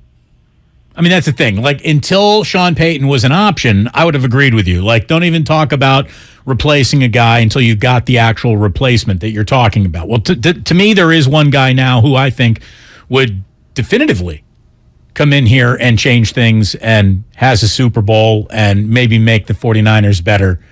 And that's Sean Payton. So that's another reason why, Kyle's looking a little tired through my eyes. And I'm not saying he's got to go. I am not the fire Shanahan unless you got a better idea. But now I do think that there's a better idea out there. There's also simple fatigue because when it's one coach in the same place for more than 5 years, no matter what he's done, unless he's won a championship, people are starting to look around for whatever the next hot thing is. So this is a normal progression. Well, and especially when the problems, though, and I know this isn't just necessarily from yesterday, but are on his side of the ball. I mean, the Niners' defense, no one would describe them as overachievers or underachievers or anything. Like, everyone agrees, the 49ers' defense is pretty damn good and has been since Robert Saleh was here. I mean, they're good. As a matter of fact, that side of the ball has always been better than Kyle's side of the ball. And Kyle was hired because he was supposed to make sure that his side of the ball was Andy Reid-ish, week in, week out. That was Kyle's promise. Here is someone who is such an offensive innovator that just keeping up with him is going to be hard. I think the entire league has caught up with him, much less is trying to keep up with him, to the point where you have routine coaches who don't nearly have the reputational gravitas of Shanahan have passed him. I think they took the best of what he's got, and the thing that he is not is much of an in-game manager, so you can beat him with his own formula, and he can't even react to it. Okay, let's play the game then. Let's go down the list of coaches. Who would you fire Shanahan to hire? In football right now. In the NFL right now. Because there's no college coach that could do this. Maybe Lincoln Riley. But I'll agree with you. Lincoln Riley went to that Little League school, hasn't done anything yet. Let's see him put his skin on the wall before we start taking him. Okay, you're talking I kept NFL? waiting for a reaction from the next Yeah, room, I'm but surprised. He's taking a nap. I think he was talking to Grandy, so that's what's going on. Bye week. It's not over yet. There you go. Fight on. It's not Kingsbury. No, it's not. So here's the thing. Here's the list of guys right now in this league who are definitely, no question about it, would be working in the NFL right now, improvements over Kyle Shanahan. I got Sean McVay on that list. Andy Reid, Bill Belichick, Mike McDaniel might live in that world. I'm not even kidding, man. Mike McDaniel might live in that world because Kyle's offense was at its best with him, and now that guy's gone, and there's massive regression. So I don't see that there's anything in Miami that would make you suggest that. I mean, that's more that could happen, but there's no evidence that it's happened yet. Not with that team. No, but I'm doing a little supposing right there. Brian Daboll, Sean McDermott. I'll give you McDermott. I won't give you the other two. I mean, it's not a long list. No, that's what I'm saying. He's probably a top 6 to top 8 coach in this league. And then if you want to factor in his age, he rises a little bit there. LaFleur? Matt LaFleur? Well, I'm not sure about LaFleur because I'm wondering if he was a Aaron Rodgers creation. Well, but there is no such thing as a successful quarterback without the creation or the allowance of his quarterback. No, but there are guys who slipstream behind a great quarterback. Belichick is not one of those. You can have a long argument in a tavern about whether Belichick made Brady or Brady made Belichick, and you'll be right either way. I don't know that you could say that about LaFleur yet. I've got 2 names for you. I got 2 more names. Okay. Jim and John Harbaugh. I think Jim Harbaugh right now could come in here and do a better job with this team than what Kyle's done. Jim Harbaugh skinned the NFL alive as a head coach. Skinned him alive, Ray. For 2 years, and then they caught up with him too. Did they? Or did the Yorks just fire him because he was a little bit too alpha to Jed's beta personality? No, I think part of it was that 4th year, they were an 8-8 team, and they were an ordinary 8-8 team. And I think he is a guy who wears out his welcome with players as well as superiors. He's definitely that. Yeah. And he's nuts. Oh, So no, let's just leave it at John Harbaugh then.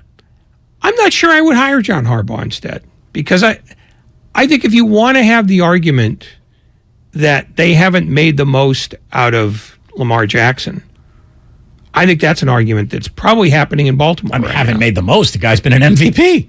On the other hand, look at him this year. And look at him last year when he was healthy. They were an ordinary offensive team last year. Now,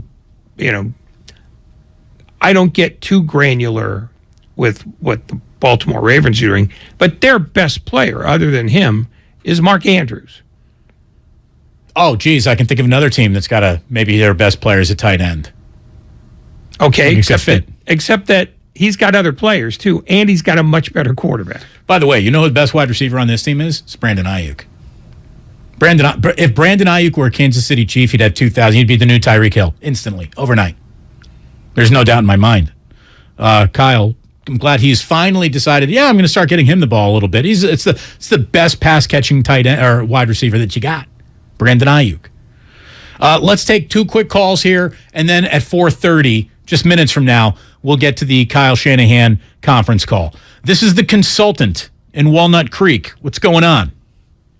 Hey, guys. Damon Ratto. Thanks for taking my call. Look, I'll make a statement, maybe to reframe what you guys are saying about Shanahan. I'm not saying you guys are wrong, but I look at it a little differently.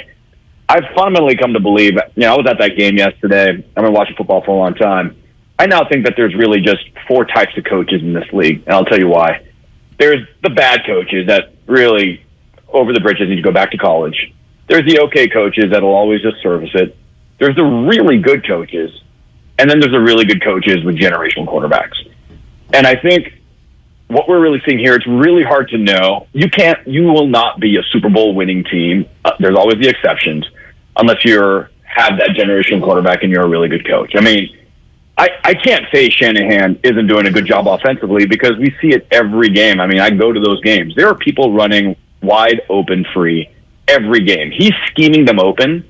They're just not getting the ball.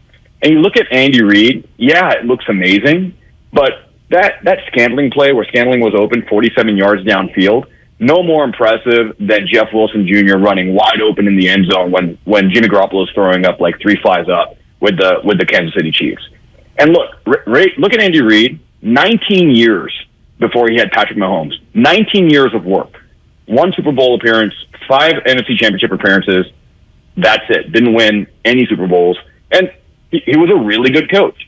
He became a great coach when he got Mahomes.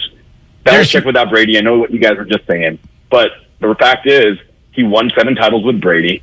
He's won 0 without him. And I know there's a lot more that goes into it, but I can't say Shanahan's not one of the best coaches.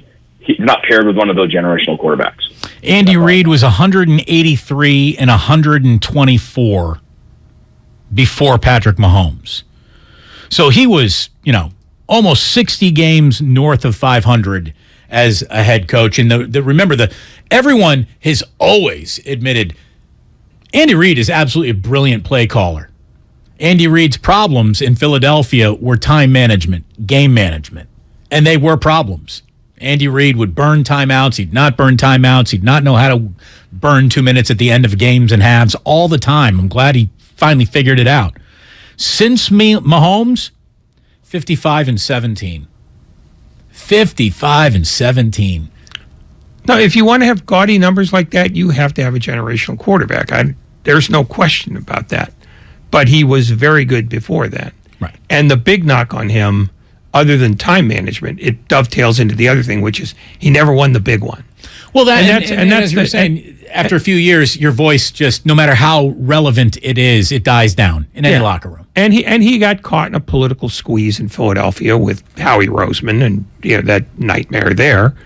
But Andy had his kids getting arrested. I mean, that was after he left Philadelphia. I mean, there was one arrest in Philly too.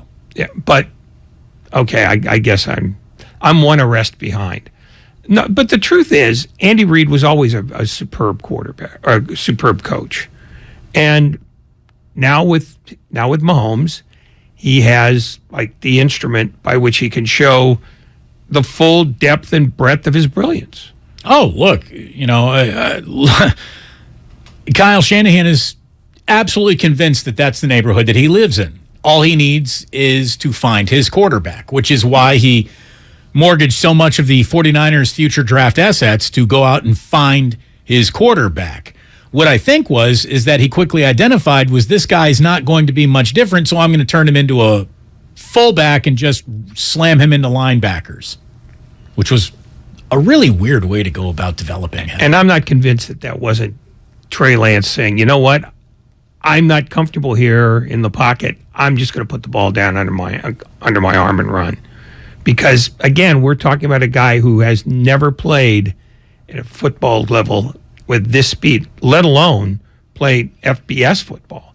So, I mean, I think maybe the jump is what does him in more than anything else, is that everything is way faster than he's used to. Hey, you got guys from the SEC who show up in the NFL and are like, oh, this is different. So North Dakota State, it gets different quick. Here's the thing, and I'm not trying to dog Trey Lance. I didn't even want to mention his name because he's unavailable.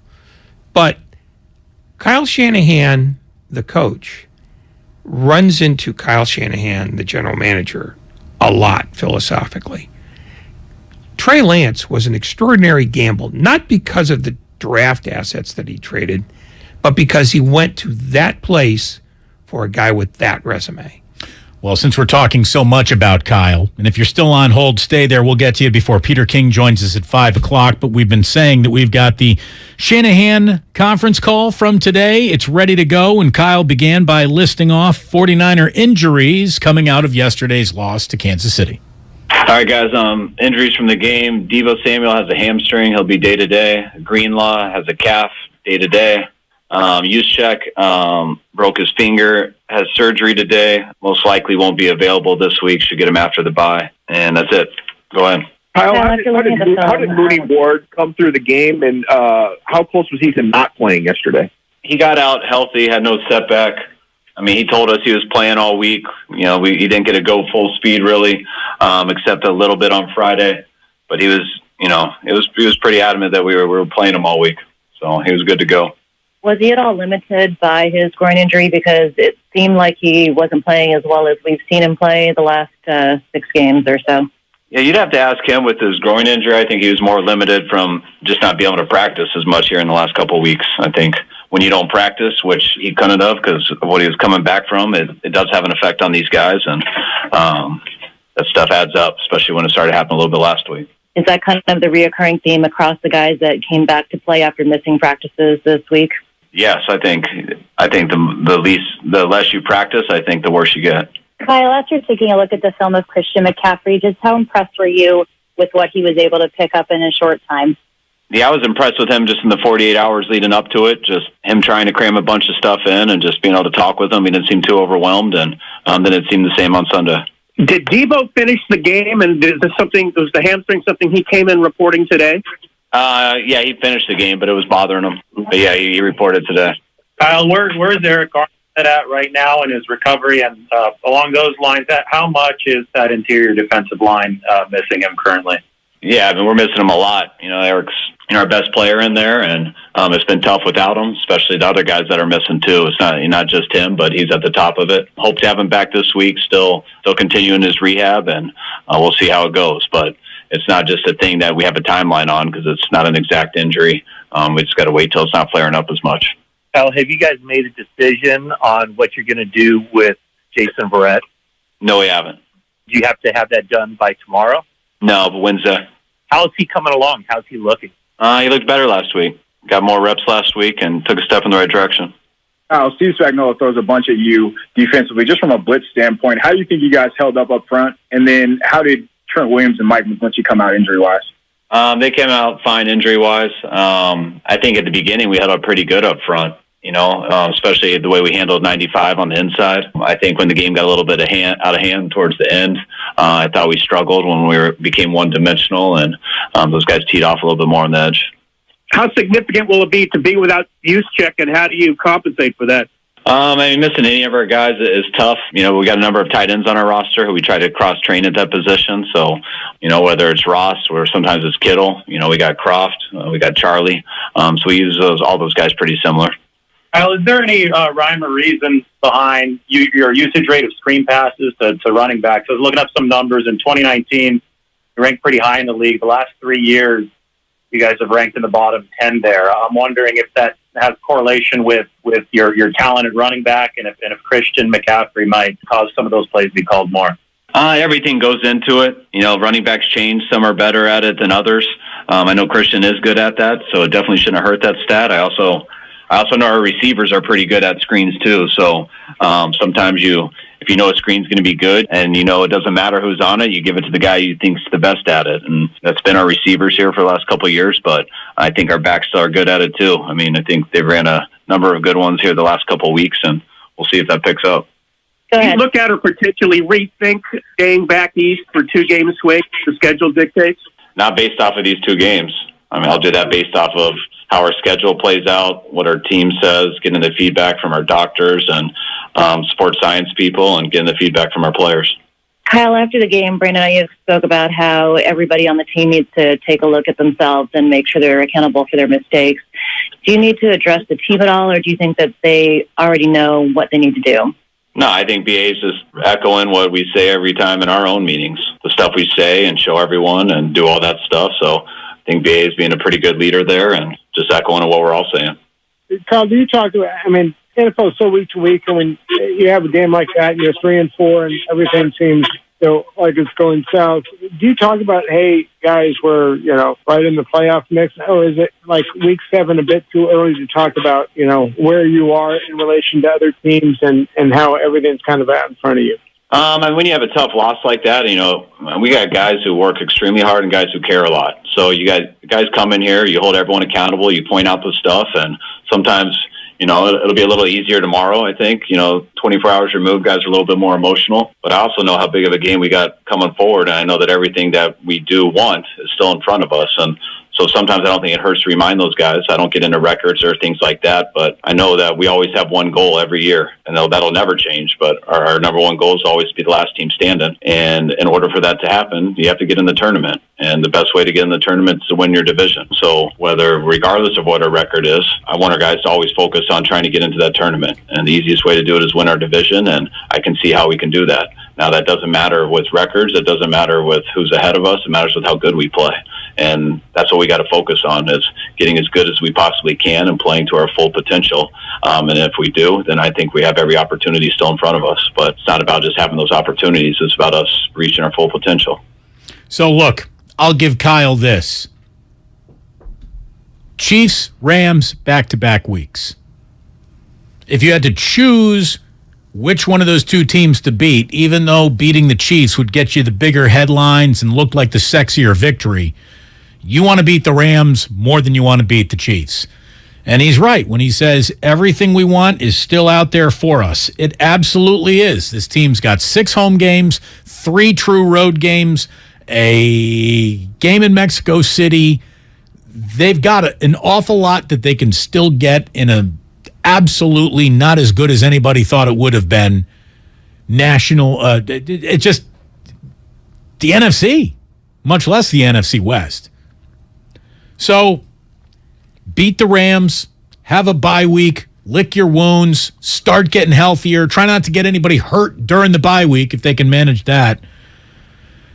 And who knows where this goes, but it has been frustrating, and yesterday the frustration did boil over to the point where Brandon Ayuk, you were asked, you heard in that conference call about what Brandon Ayuk did say. Here is what Brandon Ayuk said after the game. I just feel like we got too many people that can change the game to score 23 points. Like, people can ask about the defense, but at the end of the day, we got to score more points than the other team, so that's how I feel. Yeah, and he's right, and that was a defensive letdown.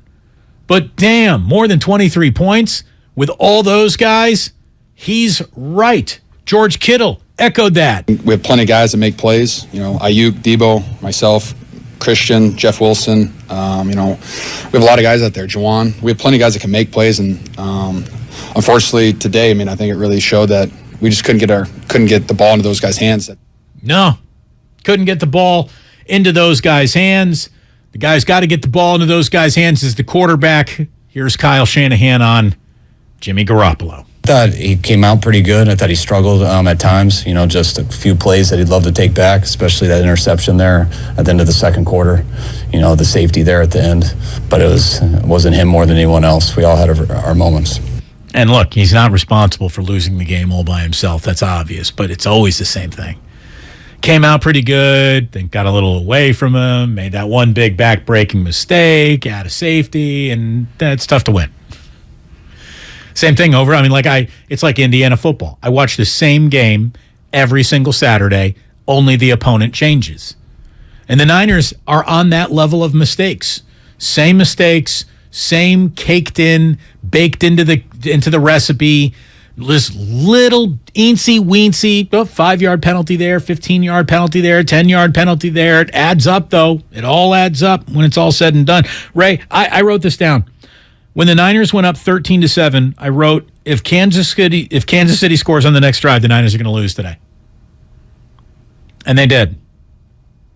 What happened next, though, was just a comedy of errors and special teams blunders.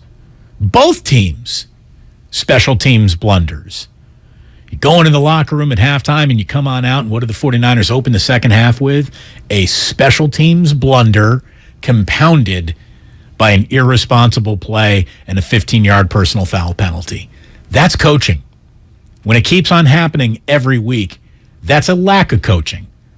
So I'm just saying that I'm bringing up yet again the Niners' lack of coaching. We have an awful lot of that. For a guy who is supposedly one of the 6 best coaches, can't do much better than that.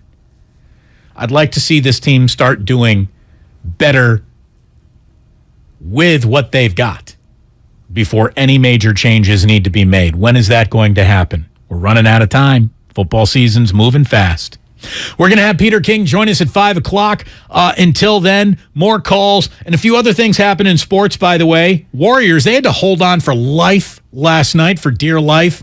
And a World Series apparently has been set. We're getting the details, and we'll share them with you in just a few moments here. It's Damon and Ratto on 95.7 The Game, brought to you by Fremont Bank, full-service banking, no compromises. There's a reason Comcast Business powers more businesses than any other provider. Actually, there's a few. Comcast Business offers the fastest, reliable network, the peace of mind that comes with Security Edge, helping to protect all your connected devices, and the most reliable 5G mobile network. Want me to keep going? I can. Whether your small business is starting or growing, you need Comcast Business. Technology solutions that put you ahead and give you serious savings. Comcast Business, powering possibilities. Get started with fast speeds and advanced security for just $49.99 a month for 12 months with no annual contract. Plus, ask how to get up to a $750 prepaid card with a qualifying bundle. Offer ends 12/5/2022. Restrictions apply. New Comcast Business 50 megabits per second internet and Security Edge customers only.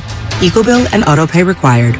Equipment, taxes, and fees extra and subject to change. Most reliable based on Root Metrics US report. Results vary, not an endorsement. Great cars and great customer experience are what define a great dealership. At BMW of Fairfield, we deliver on both counts. BMW of Fairfield is the top-rated BMW dealership in the Bay Area, according to Google reviews.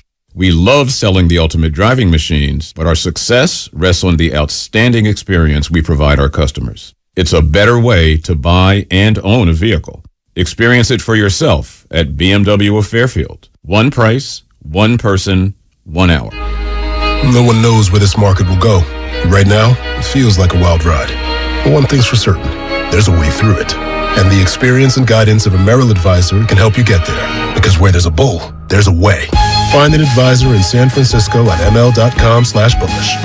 Merrill, a Bank of America company. What would you like the power to do?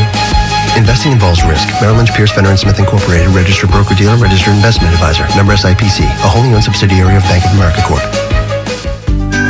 For 25 years, Buy Right Market in San Francisco has partnered with purveyors of deliciousness to bring you local food that adds a dash of unique to every meal and celebration. Hi friends, this is Jamie, Buy Right's head of product. And this season, whether you're planning an elaborate meal, watching the game, heading to a friend's, or cozying up for a night in, Buy Right will help you savor what matters most. Pre-order your holiday meals at buyrightmarket.com or stop by and discover something unique for yourself. Gather, share, and enjoy with Byright. Neuropathy pain? Call Dr. Robert Dees, DC, 925-393-0100. Are you interested in new career opportunities in the Bay Area and want to make a difference in your community? The SF Sheriff's Office is looking for people considering a job in law enforcement right now. If you're at least 20 years or older with a high school diploma or equivalent, the SF Sheriff's Office wants to hear from you. Enjoy full benefits, flexible schedules, and opportunities for growth and promotion. For employment announcements and more information, visit sfsheriff.com. That's sfsheriff.com to apply today.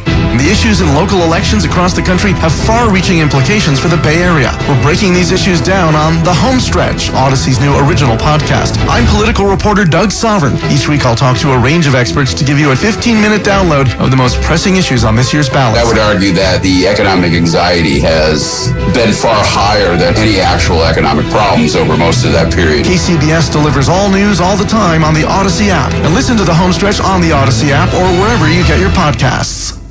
Kirby is your driveway mechanic. They bring the shop to you with brake replacements, oil changes, washes, and so much more. Get $50 off your first oil change with code OIL50 at Kirby.com. That's CURBEE.com and use code OIL50. Fremont Bank. If there's one thing we understand more than anybody, it's that it takes a local bank to really get the needs of local businesses. And more than anything, local businesses need access. Access to a knowledgeable banker and access to a full suite of business services. Can't come to the bank? We'll come to you. Our devotion to our clients ensures your business never misses a beat. That's why Fremont Bank remains the right choice for local and family-owned businesses. Learn more at fremontbank.com. Member FDIC. He's the best interview in the Bay Area. Splish Splash. Coach, are you taking a bath? Can you hear a little water in the background? Yeah! He's a 9-time NBA champion. Not 5, not 6, not 7. And he's on with Damon and Ratto every single week during the NBA season. Wow. It's Warriors head coach Steve Kerr on 95.7 The Game. Presented by Xfinity. Supercharge your home with supersonic Wi-Fi. Unbeatable internet only from Xfinity. Get in zone, AutoZone. Welcome to AutoZone. What are you working on today? Thinking about gas mileage. You know, changing your oil with a full synthetic oil like Mobil 1 can help your engine get more miles. Right now, you can get 5 quarts with an STP extended life oil filter for only $37.99. Get everything you need for better fuel efficiency at any of our 6,200 stores or on AutoZone.com. Get in zone, AutoZone. Restrictions apply. Here at Total Wine & More, you'll love what you find this Halloween. Thirsty. Oh, hey, Frankenstein. Did you enjoy that Cabernet? Oh, good. Want margarita? Well, all the villagers are raving about this tequila. Ooh. And we have it at the lowest price. Economical. Find what you love what you find with the totally lowest prices for Halloween. Only at Total Wine & More. Drink responsibly, B21.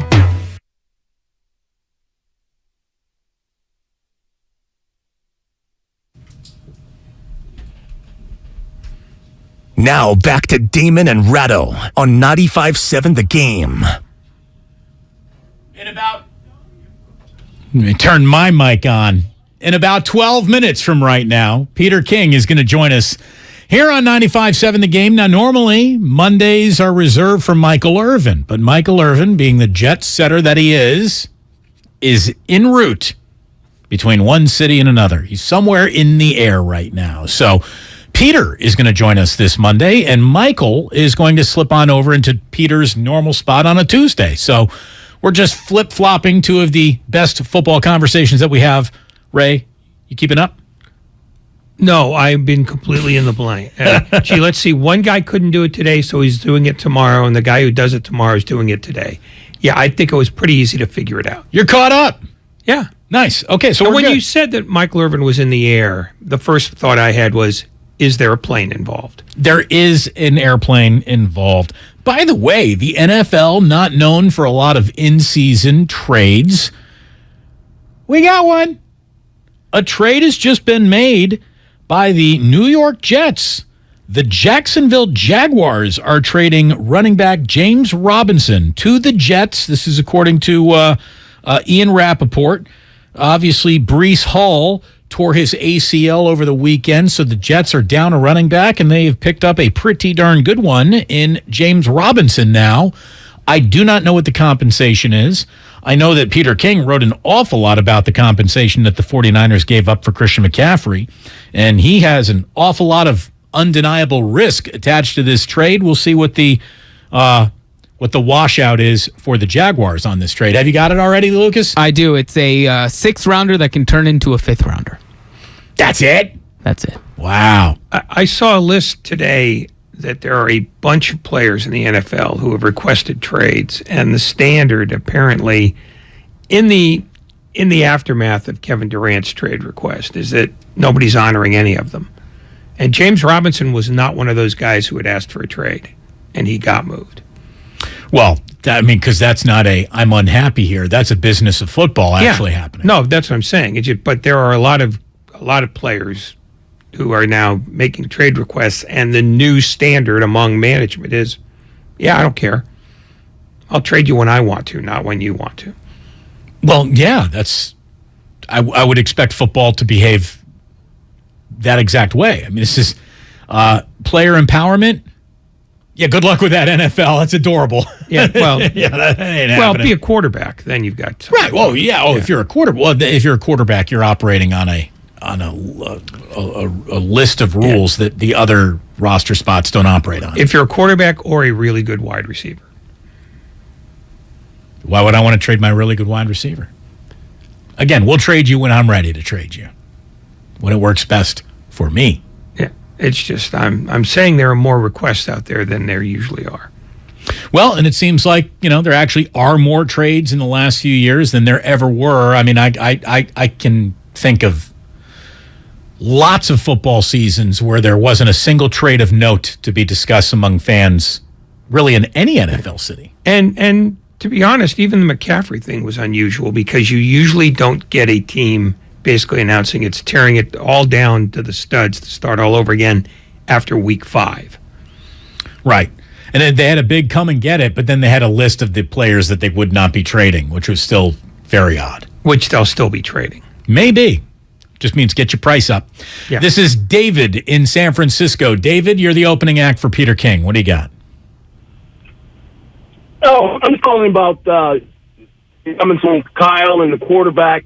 Well, the lack of calls on the quarterback because after 1.5 games, everybody could develop. David, you got to give us a call back there. Your cell phone was not on your side. We're on your side. Ray would love to hear more from you.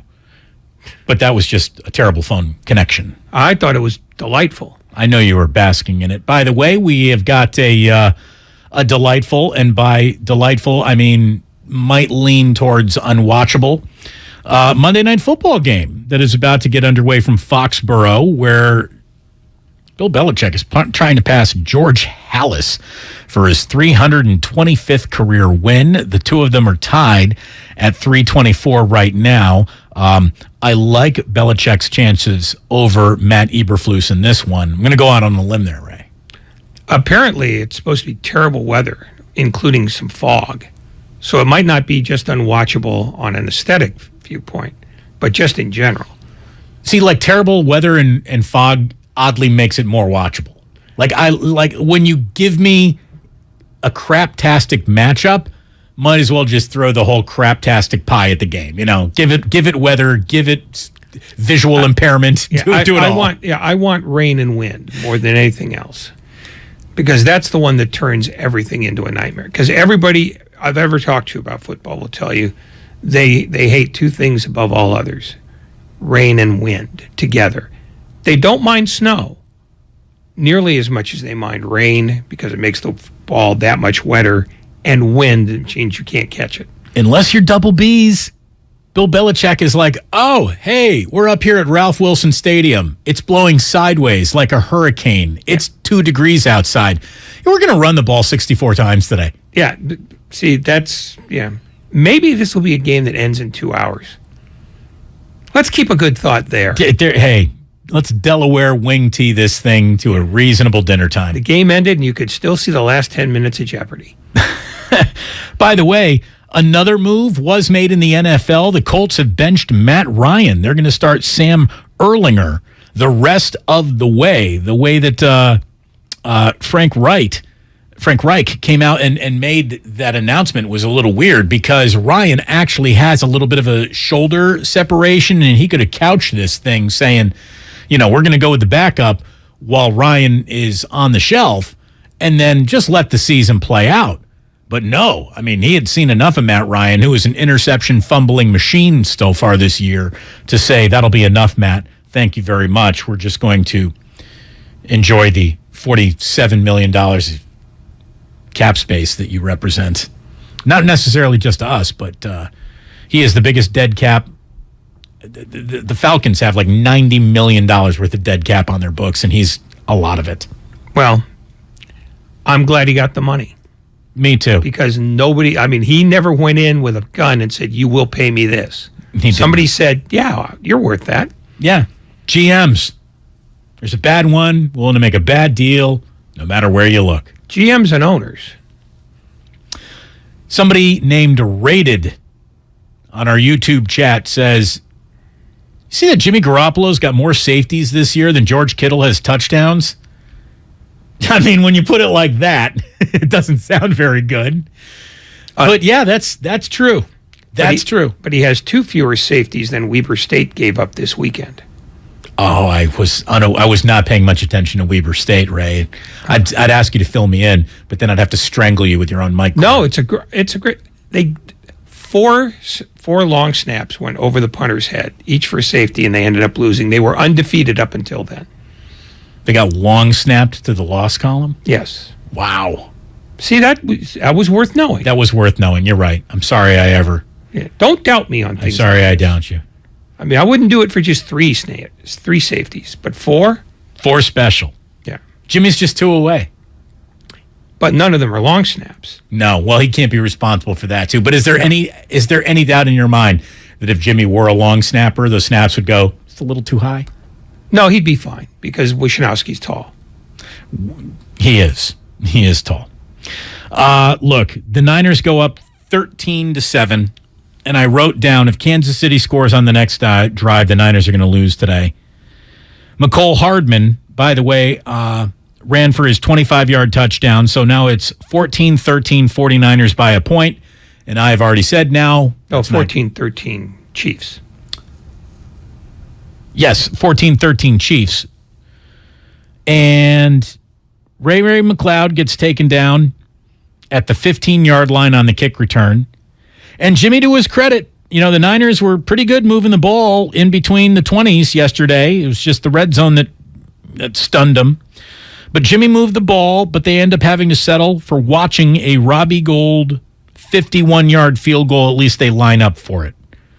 Jalen Moore moves. He got okey-doked by a coordinated defensive line shift, and he jumps. So now they're out of field goal range, but then the big break. Sky Moore fumbles a punt.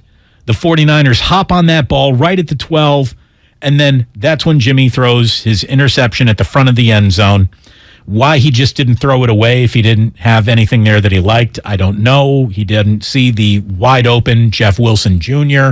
If you're running any running back out of a backfield pattern, why wouldn't that running back be, I don't know, Christian McCaffrey yesterday getting a red zone touch, but there wasn't a lot of that for him. And look, it's,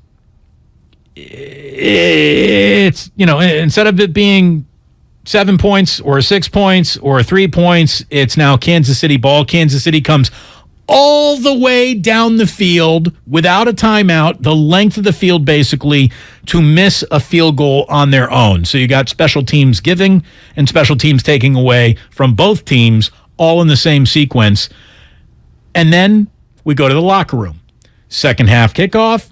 Isaiah Pacheco comes out, that huge second half return. Then you get 15 more yards tacked on for a late hit. And at that point in time, it was game over. It was game over because it's going to be trading punches. And there was no way the 49ers were going to be trading punches with the Kansas City Chiefs yesterday. Did not happen. Andy Reid undressed the 49ers as a coaching staff, as a team, as a roster. He was masterful. And by the way, welcome to your 5 o'clock hour. You're listening to 95.7 The Game, KGMZ FM and HD1 San Francisco. Always live on Twitch, YouTube, and the free Odyssey app. Damn well better be free. Peter King, nice enough to join us for a weekly talk, a day ahead of normal schedule. He's here on a Monday. Michael Irvin will be on Tuesday. But Peter, thank you so much. Obviously, you wrote a magnum opus in your column this week about what you've said is the trade of the year, at least up until now anyways, that the 49ers made for Christian McCaffrey. Before we get into the nuts and bolts of the trade, though, I know you paid great attention to the game as it played out, and I'm wondering if you saw the 49ers actually naked, because, boy, they got undressed by the Kansas City Chiefs. Yeah, I mean, that arguably, and look, I've got a partnership this year with Next Gen Stats, which has been in operation since 2016.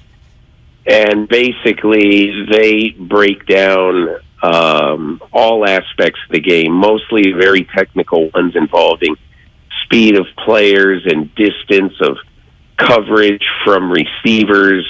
But it's just very, I mean, you've got basically a tracking device in the uniform of every player in the NFL.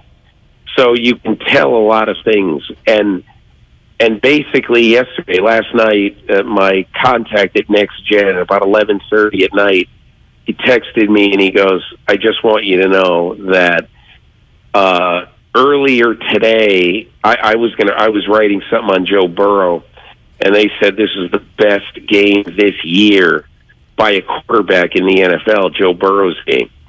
And then it turns out that when all the games were finished yesterday, Next Gen contacted me and said, by the way, that Patrick Mahomes game is the best game a quarterback, by our rankings, by our metrics, the best game a quarterback has played since we have been dissecting these games.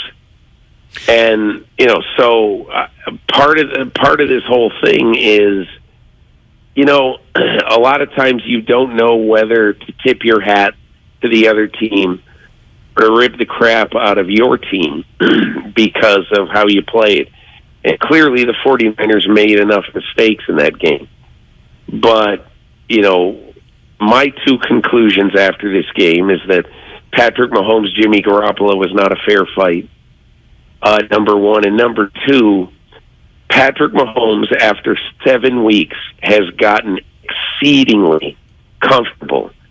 Juju Smith-Schuster, all these new guys, Juju Smith-Schuster, Isaiah Pacheco, Marquez Valdes-Scantling. And they now, as Chris Sims said on NBC last night, I never thought I was going to say this, but this team is better without Tyreek Hill than with him. I mean, that's a big statement that only time, I think, can really, bear out to show that there's some truth there. But the Chiefs really aren't missing a beat. And what was amazing about that game yesterday, Peter, is, you say that the stats say it was the best quarterback game since they've been tracking them. At the same time, I thought that Patrick Mahomes did nothing spectacular all day. Like, all he did was just run the plays that Andy sent in, and they were good enough to destroy the Niners over and over again. 423 yards passing Mahomes, 529 yards of offense, a career day for some guys wearing Chiefs uniforms. And to me, just, we were discussing just a couple weeks ago, how good could this 49ers defense be? Hey, a little bit banged up or not, they gave up 9.1 yards per play yesterday. Like, that's something an off-brand directional school gives up when they go play an SEC team. It's one of those things at the end of the game, I thought, especially after talking to Kyle Shanahan at length Saturday night, I thought that, getting Christian McCaffrey is simply not going to matter. Because you're not going to win every game 41-35. You're just not going to do that. And look, in the NFL, we tend on Monday to have overreaction Monday. I'm not sure. And I understand what you're saying. Mahomes didn't do anything pull any rabbits out of his hat.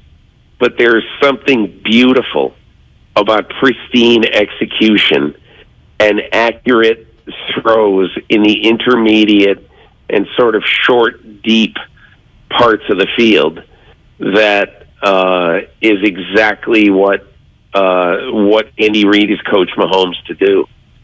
So, again, I would not. I mean, if next Monday, if the Rams put up in 30s against this team, I would be exceedingly worried. But right now, if Buffalo or Kansas City, undresses your defense, I just shrug my shoulders and say, well, A, it's a long season. B, they're the absolute best right now at what they do. C, both of those offenses are very healthy.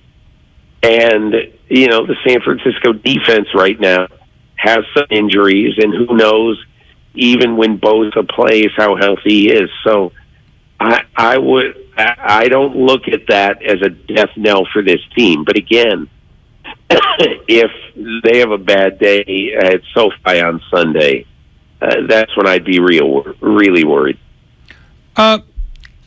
This is a broader question than just the 49ers, but I'll frame it starting with them.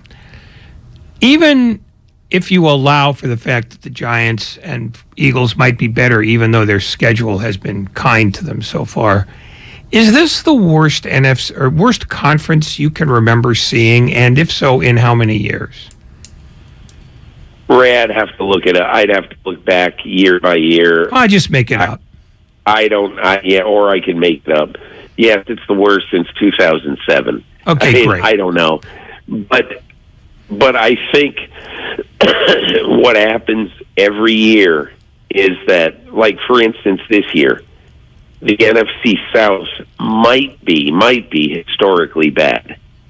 The NFC West isn't as good as any of us thought. The NFC North has only one good team, and it seems right now unlikely that the Packers are going to rebound. But, the NFC East looks like it's going to have three playoff teams, and we all want. If you watch the Giants, you say, oh, they'll get their comeuppance. Well, really? Every week in the fourth quarter, they're hanging around. Daniel Jones is playing the best football of his NFL career. Saquon Barkley is very hard to stop. And they have a great, not good, a great defensive front. So I don't think they're a great team by any stretch. But 6-1 is 6-1. And I don't care how weak the schedule has been. This team's making the playoffs, and I'm not saying they're going to be any good or they're going to be trouble for the Vikings or the Eagles or whatever, but they're a pretty good team and extraordinarily fundamentally sound.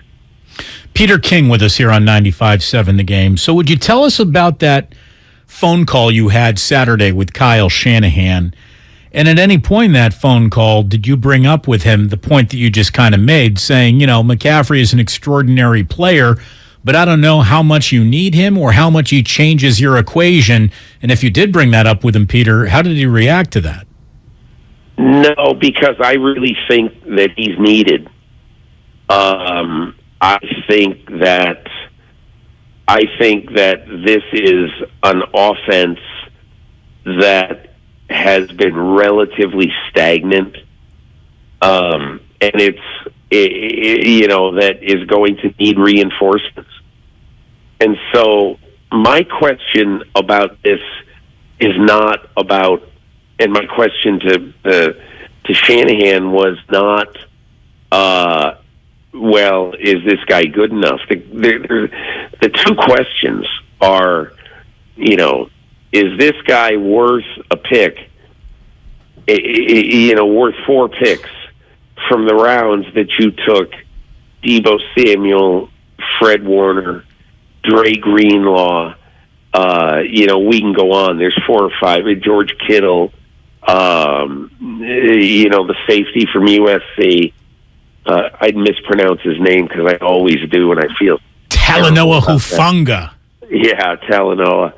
But and he immediately answered that, and he goes, "Those are great players, but for every great guy we've taken, I can think of 10," and he was exaggerating.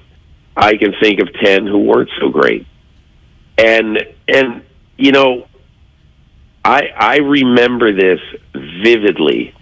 Okay, over the years, talking to Jimmy Johnson. If this trade doesn't work, okay, if it doesn't work for whatever reason, injury, performance, you know, the fact that they don't have enough reinforcements, you know, at important positions, if it doesn't work, I will reflect on the words that Jimmy Johnson told me a long, long time ago about draft choices and about how great he was at work in the draft. And, you know, he once told me that the idea, I'm not much better, if at all, than the other guys who do this. But if I get more picks, I have more chances to get it right. And I'm paraphrasing him, okay? This is 28 years ago. But his whole point was, you know, if you want to play the Powerball tomorrow, and the Powerball is $400 million, do you have a better chance to win the Powerball if you buy one ticket or if you buy 5? Well, you know, we could argue and say it's a fool's errand anyway. You shouldn't do it, blah, blah, blah, which I don't do. I don't play the lottery. Right, but the correct answer is 5. Yeah, of course. And anyway, my whole point about this, and Jimmy Johnson's point about this, was a very simple point.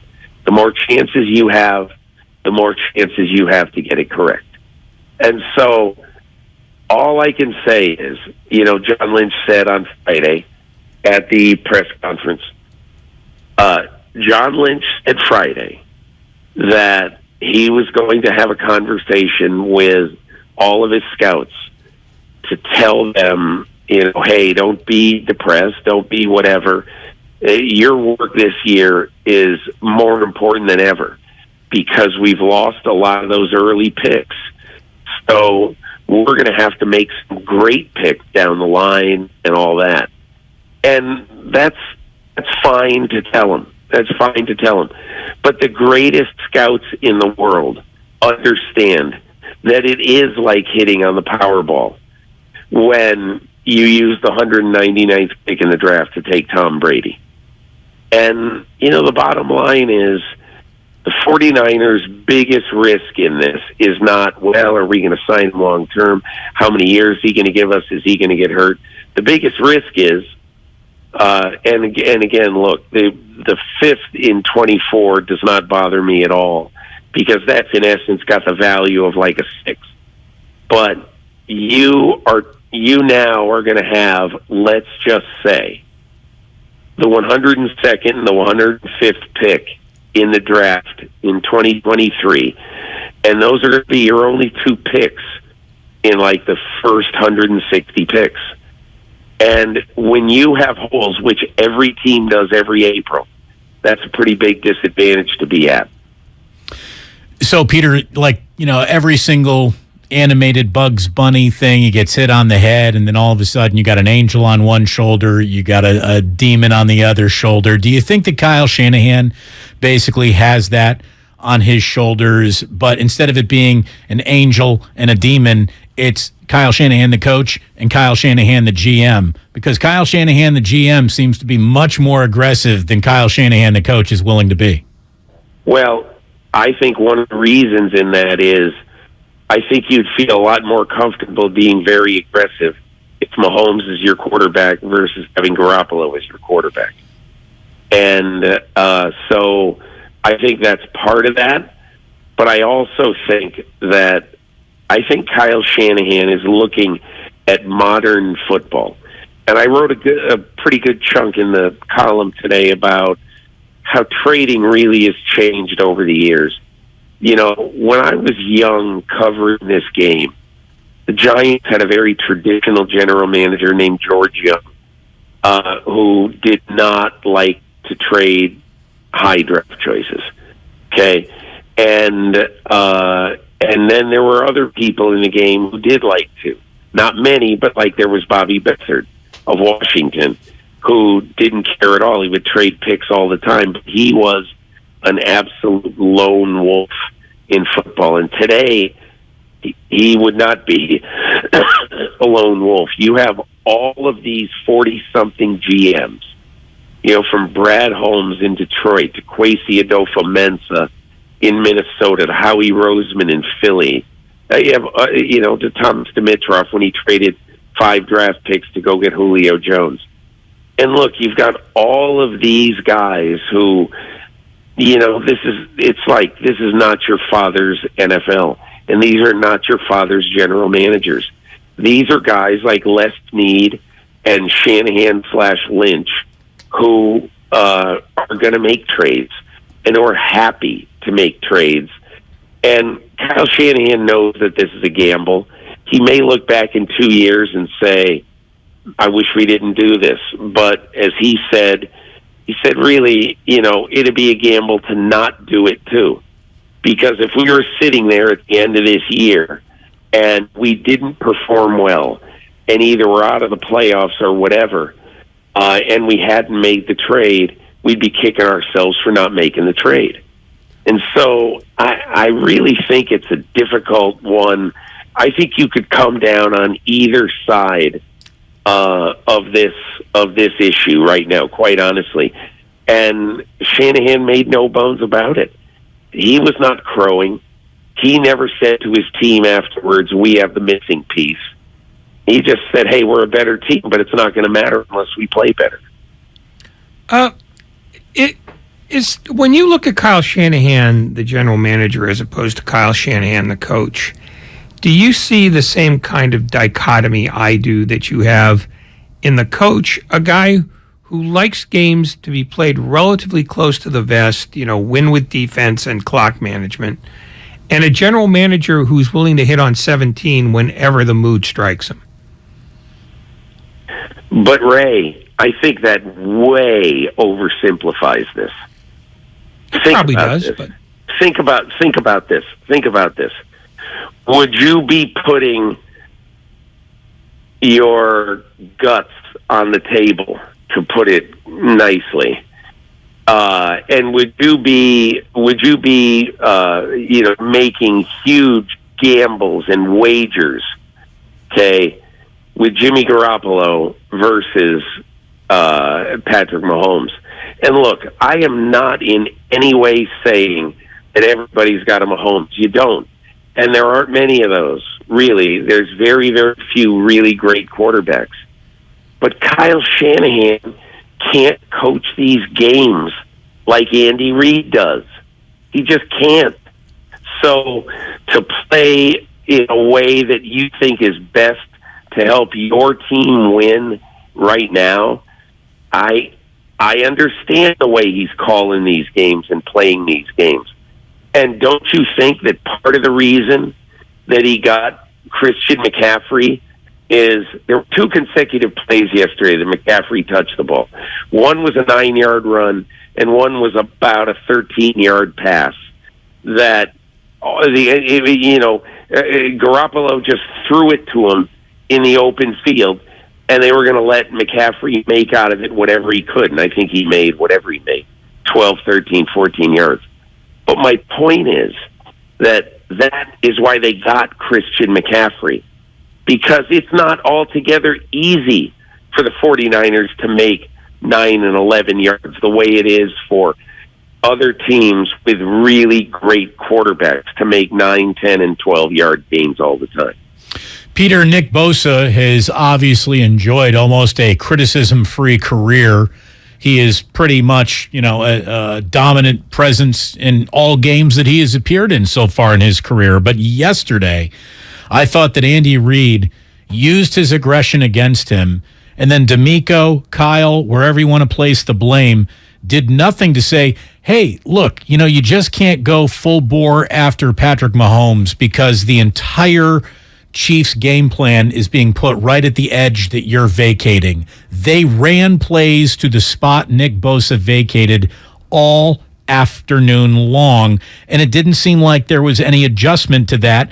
And you had Nick Bosa line up offsides on 2 straight plays. Maybe it was just by his fingernails, but I don't think I've ever seen that happen 2 plays in a row. Here's the thing with Bosa. I think that game is a tremendous educational. That game should be a tremendous educational process for Bosa, because games are different. They just are. And if you play Matt Ryan, all right, you can go full bore at the quarterback because he's not going to be able to escape you. Whereas Patrick Mahomes wants you to come full bore. Have you ever seen, and of course you have, the stats about that there's a good chance this is one of the great players in NFL history against the blitz. He might end up going down in history as the greatest player against the blitz. And I just don't think you can go at Patrick Mahomes willy-nilly. Now, you also can't go ultra conservative either. But I just don't think they played Patrick Mahomes very smart on their pass rush. Is that the sort of thing that teams tend to do when they only see Mahomes once every 3 or 4 years? Or is that just sort of standard that nobody really knows how good he or they are until they get hit in the face with him?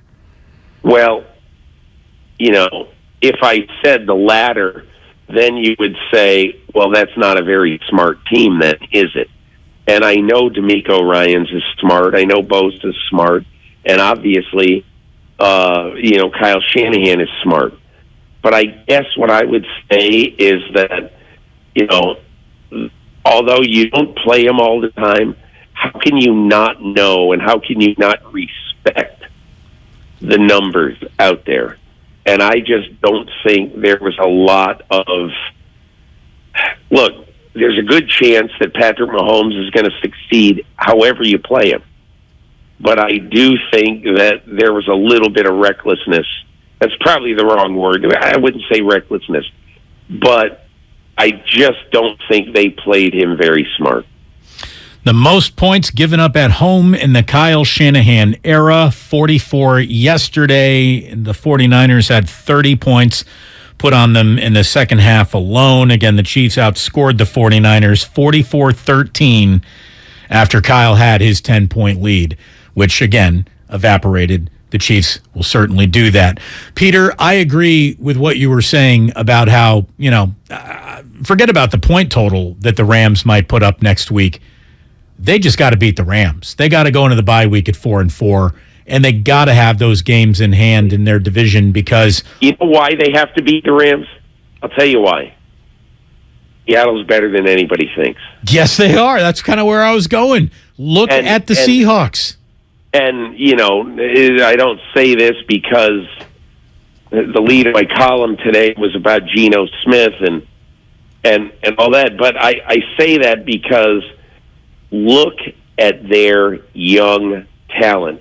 And, it was fashionable before this year to say, well, this is going to be a long rebuild for the Seahawks and good for them for getting all those picks and all that.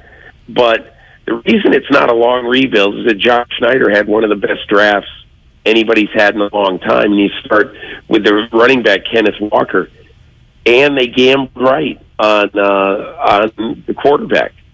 So to me, that this game is really, really important. They have to flush the Chiefs game. They just have to flush it. And they have to look at this game like this is the most important game this season. And I don't want to overstate it because if they lose, they're still going to have a chance. But I don't know. I think that some of the games that you need to win you need to win the games against teams that are down. And look, there's tremendous talent on the Rams. Tremendous talent. But they have some holes right now. And that offensive line, this is the game where Bosa has got to put Stafford in his sights.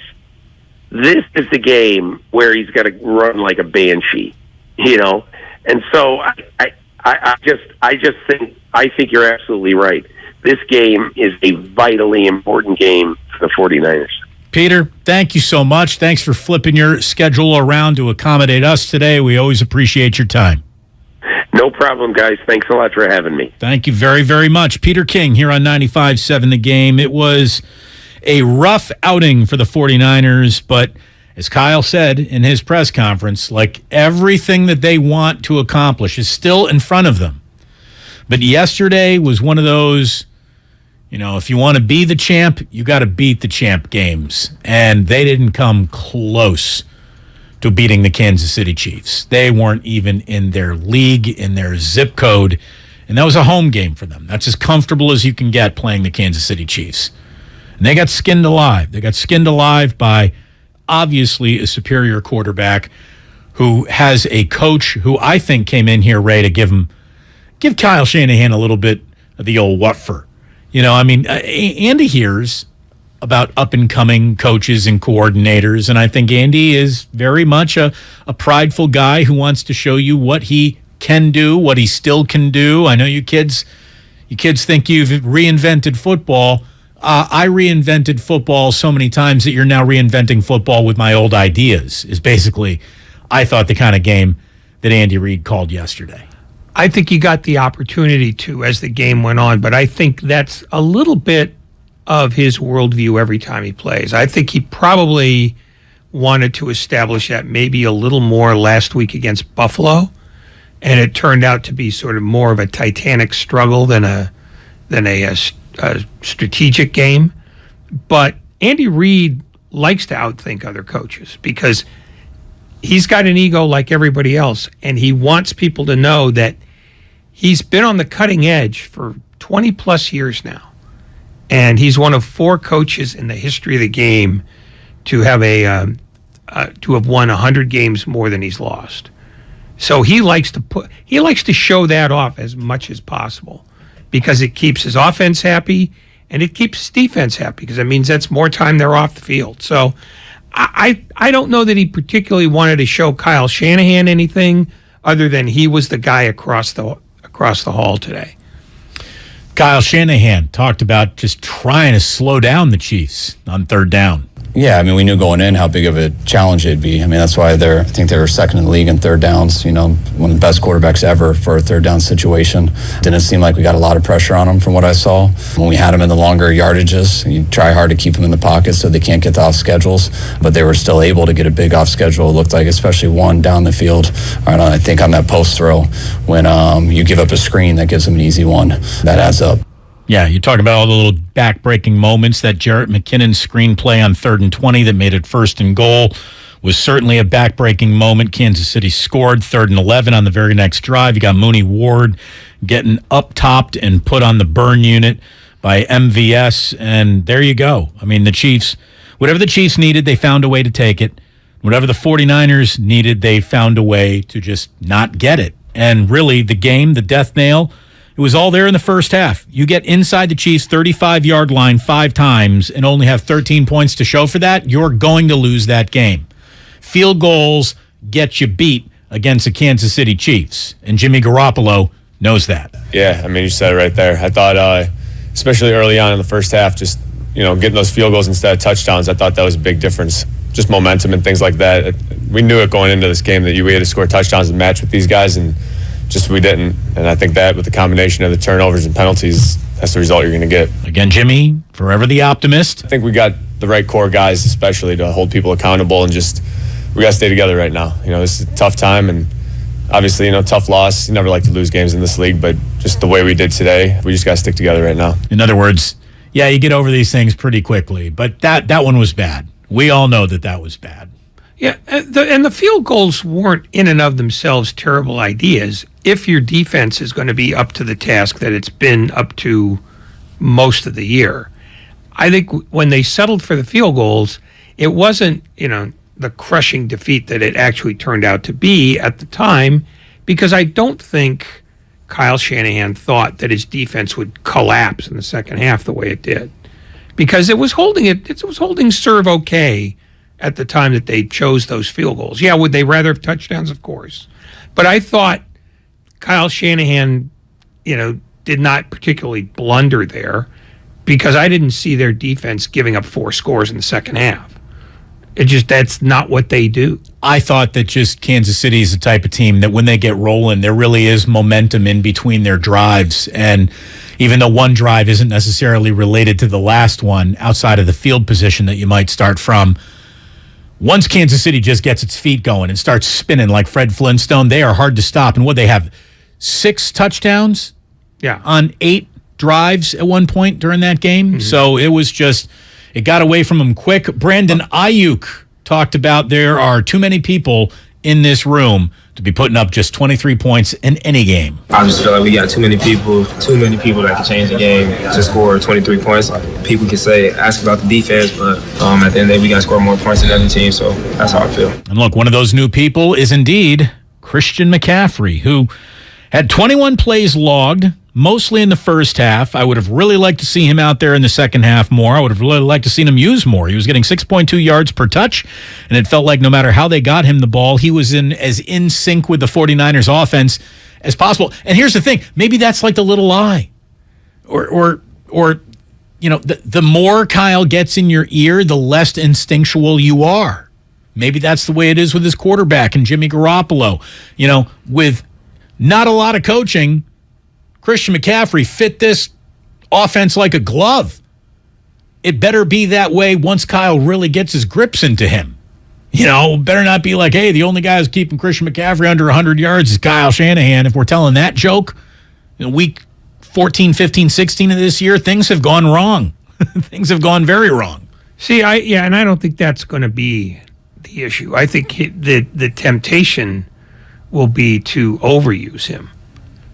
Put the ball in his hands 25, 28, 30 times a game between runs and passes. Because when you trade for Christian McCaffrey, you're running 2 risks. One is that he might get hurt, but that's standard for everybody. But the other one is you fall in love with him to the point where you overuse him, and then all of a sudden you're not using some of the other guys who can change a game for you. The good news is hopefully Elijah Mitchell will be your Christian McCaffrey light. And I'll tell you, Jeff Wilson Jr. didn't have a good game in Atlanta, but that's pretty much the list of didn't have a good games of the entire year from him. He's been playing well and running hard, and he was good yesterday too. Jeff Wilson Jr. had 54 yards on 7 carries. Look, they just got a huge game coming up against the Rams. There's just no way to pretend it isn't. It's a division game. It's against a team that you're trying to keep just tamped right down where they are in this year. You got to get to 500 before you get into a bye week. And then after the bye week, you better come out with nothing but brass knuckles from here to the end of the run. Yeah, there's no question. And when they come back from the bye week, they get to play the profound underachievers of all underachievers in the Chargers. So they can actually come out of the bye week and create some momentum for themselves. And I know there's no momentum between weeks in the NFL, but you beat the Rams, you get a week off, and then you get a team that is worse at closing than any other team in sports. You better beat the Chargers coming off a bye. Yeah. They've run out of margin of error, except in one way. The conference stinks. It does. They could end up 9-8 and be the 3 seed. That's how awful this is. I don't know if it's going to continue on that trajectory. If it does, we'll be washing our eyes out with bleach. Yeah. Well, you've got 2 divisions where nobody has a winning record, where one team of the 8 has a winning record. And that's the South and the West. And the North is not much better. No, it isn't. So, yeah, And by the way, did you see that Aaron Rodgers is going to be a 10-point underdog for the first time in his career? Yeah. This weekend in Buffalo. And that line moved a ton in the last 2 days. Did it really? Yeah. It just, nobody believes in the Packers anymore. Just period. They've decided, and probably rightly, that Aaron Rodgers is now too old to hide all the other flaws in that roster. He might be too old. Those receivers are a little bit too young, and he's got "I'd rather be somewhere else" written all over his face right now. He really does. Well, yeah, but I don't know what kind of choice he's got because he signed the new deal that makes him almost untradeable. Vince is in the city. Vince, you're on 95.7 The Game. What do you got? Hey, guys, I just wanted to kind of talk about or follow up with Peter on his call on the defense and Nick Bosa's over-aggressiveness. I don't know if I agree with that so much. I like when our D-line is trying to get after the quarterback. Obviously, our problem for the last 4 or 5 seasons has been mobile quarterbacks. But I think the way that you kind of overcome a mobile quarterback is you don't really give them targets. And that comes from your secondary play, which I thought had been playing pretty good this whole season. But yesterday in the second half, they just all fell apart. And it was just chunk play after chunk play after chunk play. Look, I don't even think Patrick Mahomes had to wash his jersey or his pants after the game. I mean, he just was untouched. He had the cleanest of clean pockets all day long. And the 49ers' greatest asset as a franchise, their ability to rush the passer, was completely muted by Kansas City's offensive line yesterday and Mahomes' ability to get that ball out. I mean, this is what's amazing. Patrick Mahomes is just a bad man. The highest quarterback winning percentages, this includes the playoffs, since 2019, minimum 10 starts. Patrick Mahomes is a 790 winning percentage, followed by Aaron Rodgers, who is a 733 winning percentage, followed by Patrick Mahomes in games where he's trailed by 10 or more points. 10 or more points is usually a "you lost today" deficit in football. For Patrick Mahomes, his winning percentage down 10 or more points is 706. I honestly don't know if there's ever been another quarterback who can have a number like that attached to any moment in time in their career. That is ridiculous. Yeah, do you know what the win-loss record is? I do not have it for you. I only have the winning percentage. Yeah. I mean, 706 is impressive enough, but I don't know that there's another time in football history, except maybe the early years of the AFL, where there were enough points being scored on a routine basis where anybody else would have the chance to challenge it. Because for the most part in football history, the first team to 21 wins. And so anything after that is, you're fine. You know, you're just putting gravy on the meat. But right now in the last 3 years, and like I said, the early years of the AFL when it was bombs away in every game, every Sunday, I don't know that there's a time in football history where that stat could be possible, let alone achievable. It's remarkable, no matter how you try to frame it. It's stunning. Again, the 4 best quarterbacks in terms of their winning percentages since 2019 are Patrick Mahomes, Aaron Rodgers, Patrick Mahomes in games where he's trailed by 10 or more points, and Tom Brady. That's unbelievable. Eric is on 280. Eric, final call of the day. Make it a good one for us. Sure, guys. I hope I can do it. So I was just thinking that we don't really know what Shanahan, the coach, can do because Shanahan, the coach, hasn't had a quarterback that he can trust or feel comfortable with, even in the Garoppolo good years. But the only person not to blame is Shanahan, the GM, for not getting that quarterback that can actually take advantage of what Ayuk said, some of the best weapons in football.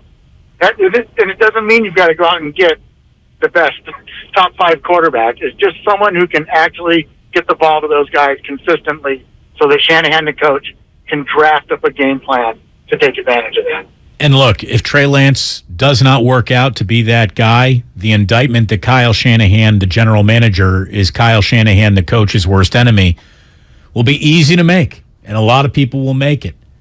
Again, George Kittle, this was either about the quarterback or a veiled shot, as Ray said, at his own head coach. Here is George Kittle after yesterday's game. We have plenty of guys that make plays. You know, Ayuk, Debo, myself, Christian, Jeff Wilson. We have a lot of guys out there. Juwan. We have plenty of guys that can make plays, and unfortunately today, I think it really showed that we just couldn't get the ball into those guys' hands. And let me just say this, Christian McCaffrey, I already like the way he's talking. Football's football. No one cares if I got here 2 days ago or if I've been here since April. If I'm out there with a uniform on, I expect to be prepared, and I'm sure my teammates and coaches expect me to be prepared too. So can't sit there and make excuses and say that I haven't had a lot of time. I got to be ready to go, and that was the mindset that I had, and just try to keep learning.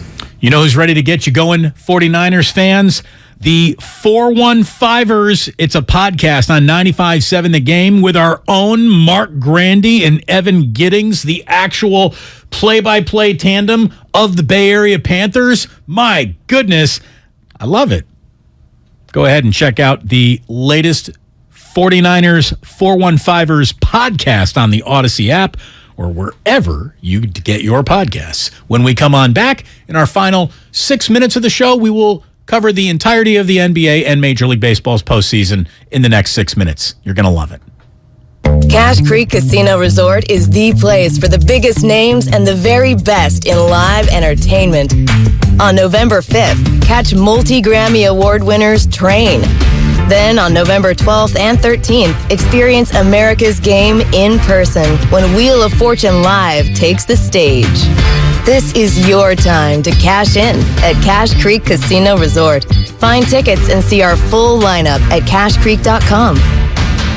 There's a reason Comcast Business powers more businesses than any other provider. Actually, there's a few. Comcast Business offers the fastest, reliable network, the peace of mind that comes with Security Edge, helping to protect all your connected devices, and the most reliable 5G mobile network. Want me to keep going? I can.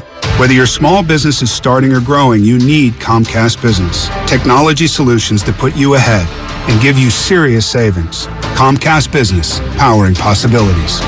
Get started with fast speeds and advanced security for just $49.99 a month for 12 months with no annual contract. Plus, ask how to get up to a $750 prepaid card with a qualifying bundle. Offer ends 12/5/2022. Restrictions apply.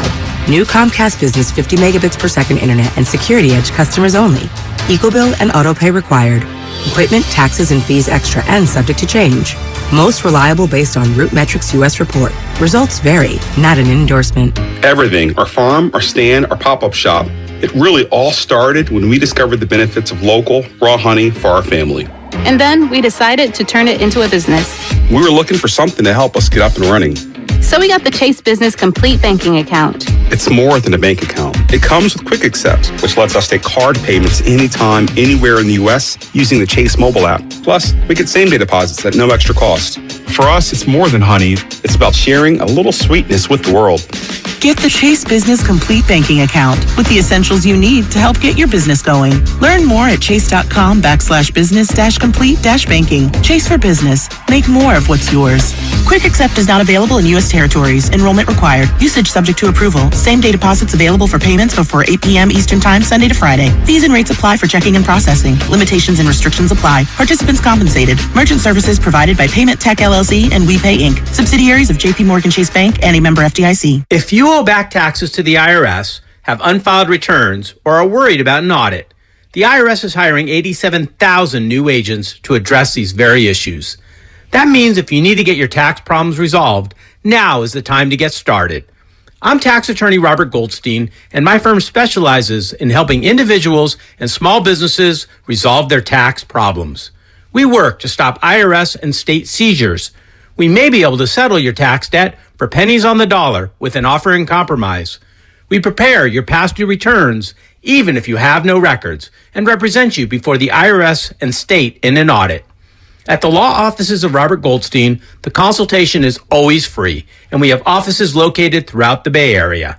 To schedule your free consultation, call 1-888-TAX-EXIT. That's 888-TAXEXIT.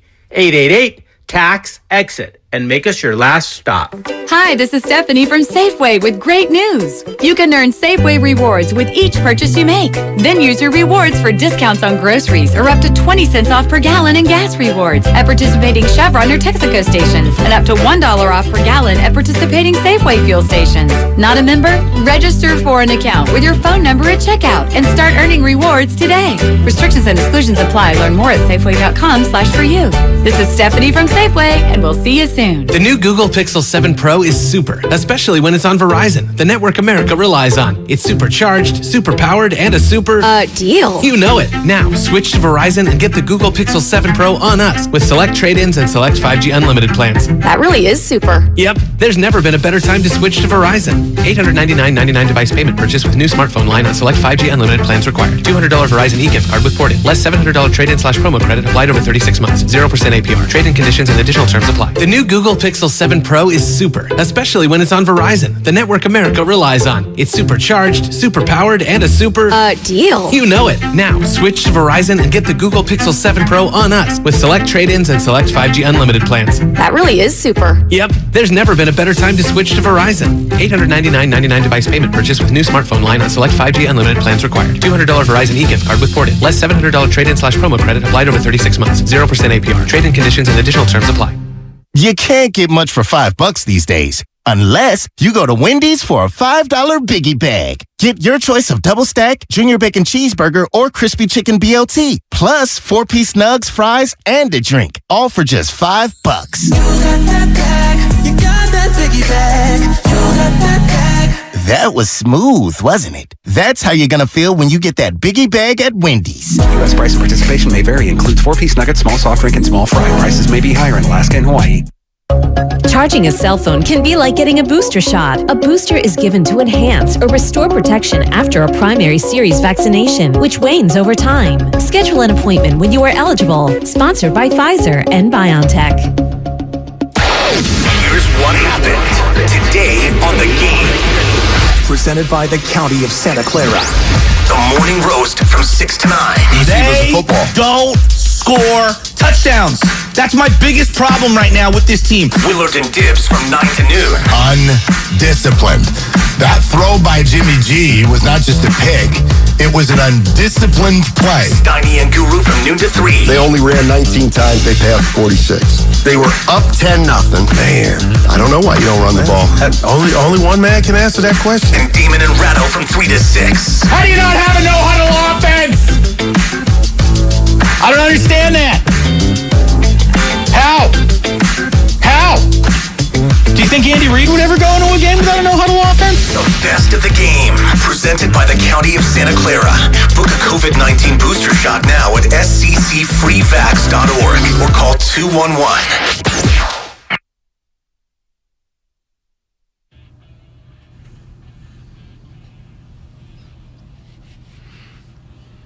Now back to Damon and Ratto on 95.7 The Game. I'm not sure how, but the Chicago Bears are leading the Patriots 10-0 in the opening quarter of Monday Night Football. So game on. Defending the honor of George Halas. Not on their watch, Ray. None of those guys know who George Halas is. Sure, his initials are right there on the sleeve. They just think that means gash. The Football Hour. Back tonight here on 95.7 The Game. Lorenzo Neal, Sean Salisbury coming up next. So stick around for more What the Hell Was That from the 49ers yesterday. I'm sure they got plenty of it for you. Ray, we got a World Series. We got Astros and Phillies. Houston in its 4th World Series in the past 6 years. They have yet to lose a single game in postseason play, which is pretty impressive. The Yankees, meanwhile, swept out of the ALCS. The Padres at least managed one win for Bob Melvin. Bryce Harper with the hero swing in the NLCS that punched Philadelphia's ticket forward. Schwarber also studly throughout the entire run there. The Yankees struck out 50 times as they got swept. Ugh. Yeah, Tim Flannery, the former Giants coach, made a thing of that. Basically decrying analytics by saying, analytics is nonsense because the Yankees struck out 50 times in 4 games. No, The Yankees were nonsense because they struck out 50 times in 4 games. But that was their offense all year long. If they didn't hit homers, they lost. Houston had a 1.50 ERA, 50 strikeouts, and 10 walks over 36 goodnight innings for the New York Yankees. Game 1 of the World Series is going to be Friday in Houston. Should be a good one, and why not? Do it for Dusty. That's the lousy thing about when you have a team that wins in a sweep and the other one wins in 5. The wait between the start at the end of the LCS and the start of the series. It's going to be 5 full days. Yeah. And you wish you could go ahead and bump it up, but the amount of media commitment that it takes to cover World Series. The logistics make it impossible. No, and I get that. That's not a criticism of baseball, but it's just annoying as hell. It is. That's why every series should be 7 games by law. No matter what. Even if the team is down 0-4, you have to play if they're the down other 3 0-6, anyways. no, you drag your ass out and you play a 7th game. By the way, last night, Steve Kerr, the ups and downs of the evening were measured in that second unit, which he was none too pleased of. The main thing was just a lack of energy. You know, you got a group of reserves out there. Those guys should be dying to be on the floor and flying around and playing with huge energy. And that was what I was upset about. It was a careless transition defense possession. There was no juice, no life to that group. And, we're going to have to find what we're looking for in terms of energy and leadership. It's not entirely fair to them to put all those guys together, but it's a tough league. It's sink or swim, and you got to figure it out. In other words, hop to it, young guys. We're here for energy. We're here for a little oomph from you. And when you're out there, I need to see that. You didn't last night, which is why the Kings cut a 26-point deficit down to 4 late in that game. The Warriors went on to win 130-125. But whenever Steve has to put the starters back in, he's never pleased about that because everyone cooled down enough. So when he took the ice-cold reserves out, he put his starters back in, and they were ice cold because they had been sitting so long. And here come the Kings all of a sudden. Curry had 28 points on 9 of 13 shooting in 16 minutes there in the first half. The Warriors scored 89 first half points. I mean, it looked like a runaway. 39 in the first quarter, 50 in the second quarter, a franchise record. They shot 67%. Wiggins had 18. Poole had 12. Wiseman had 12. Everything was going swimmingly. Then all of a sudden, again, second unit, ice cold. Here come the Kings. Mike Brown, good luck. Still wasn't enough. Yeah, you don't get to call off the dogs if you haven't played yet. You can't sit and watch the first half go, well, they scored 89. I guess we're home free. And that's the thing, and you rightly said it. Steve, if there's anything about basketball that Steve Kerr can't stand, it's when guys get a chance to get some minutes that they're craving and they just vomit all over themselves. He's got no love for Jonathan Kuminga right now. Kuminga is on his way to Steve's doghouse. You can just tell.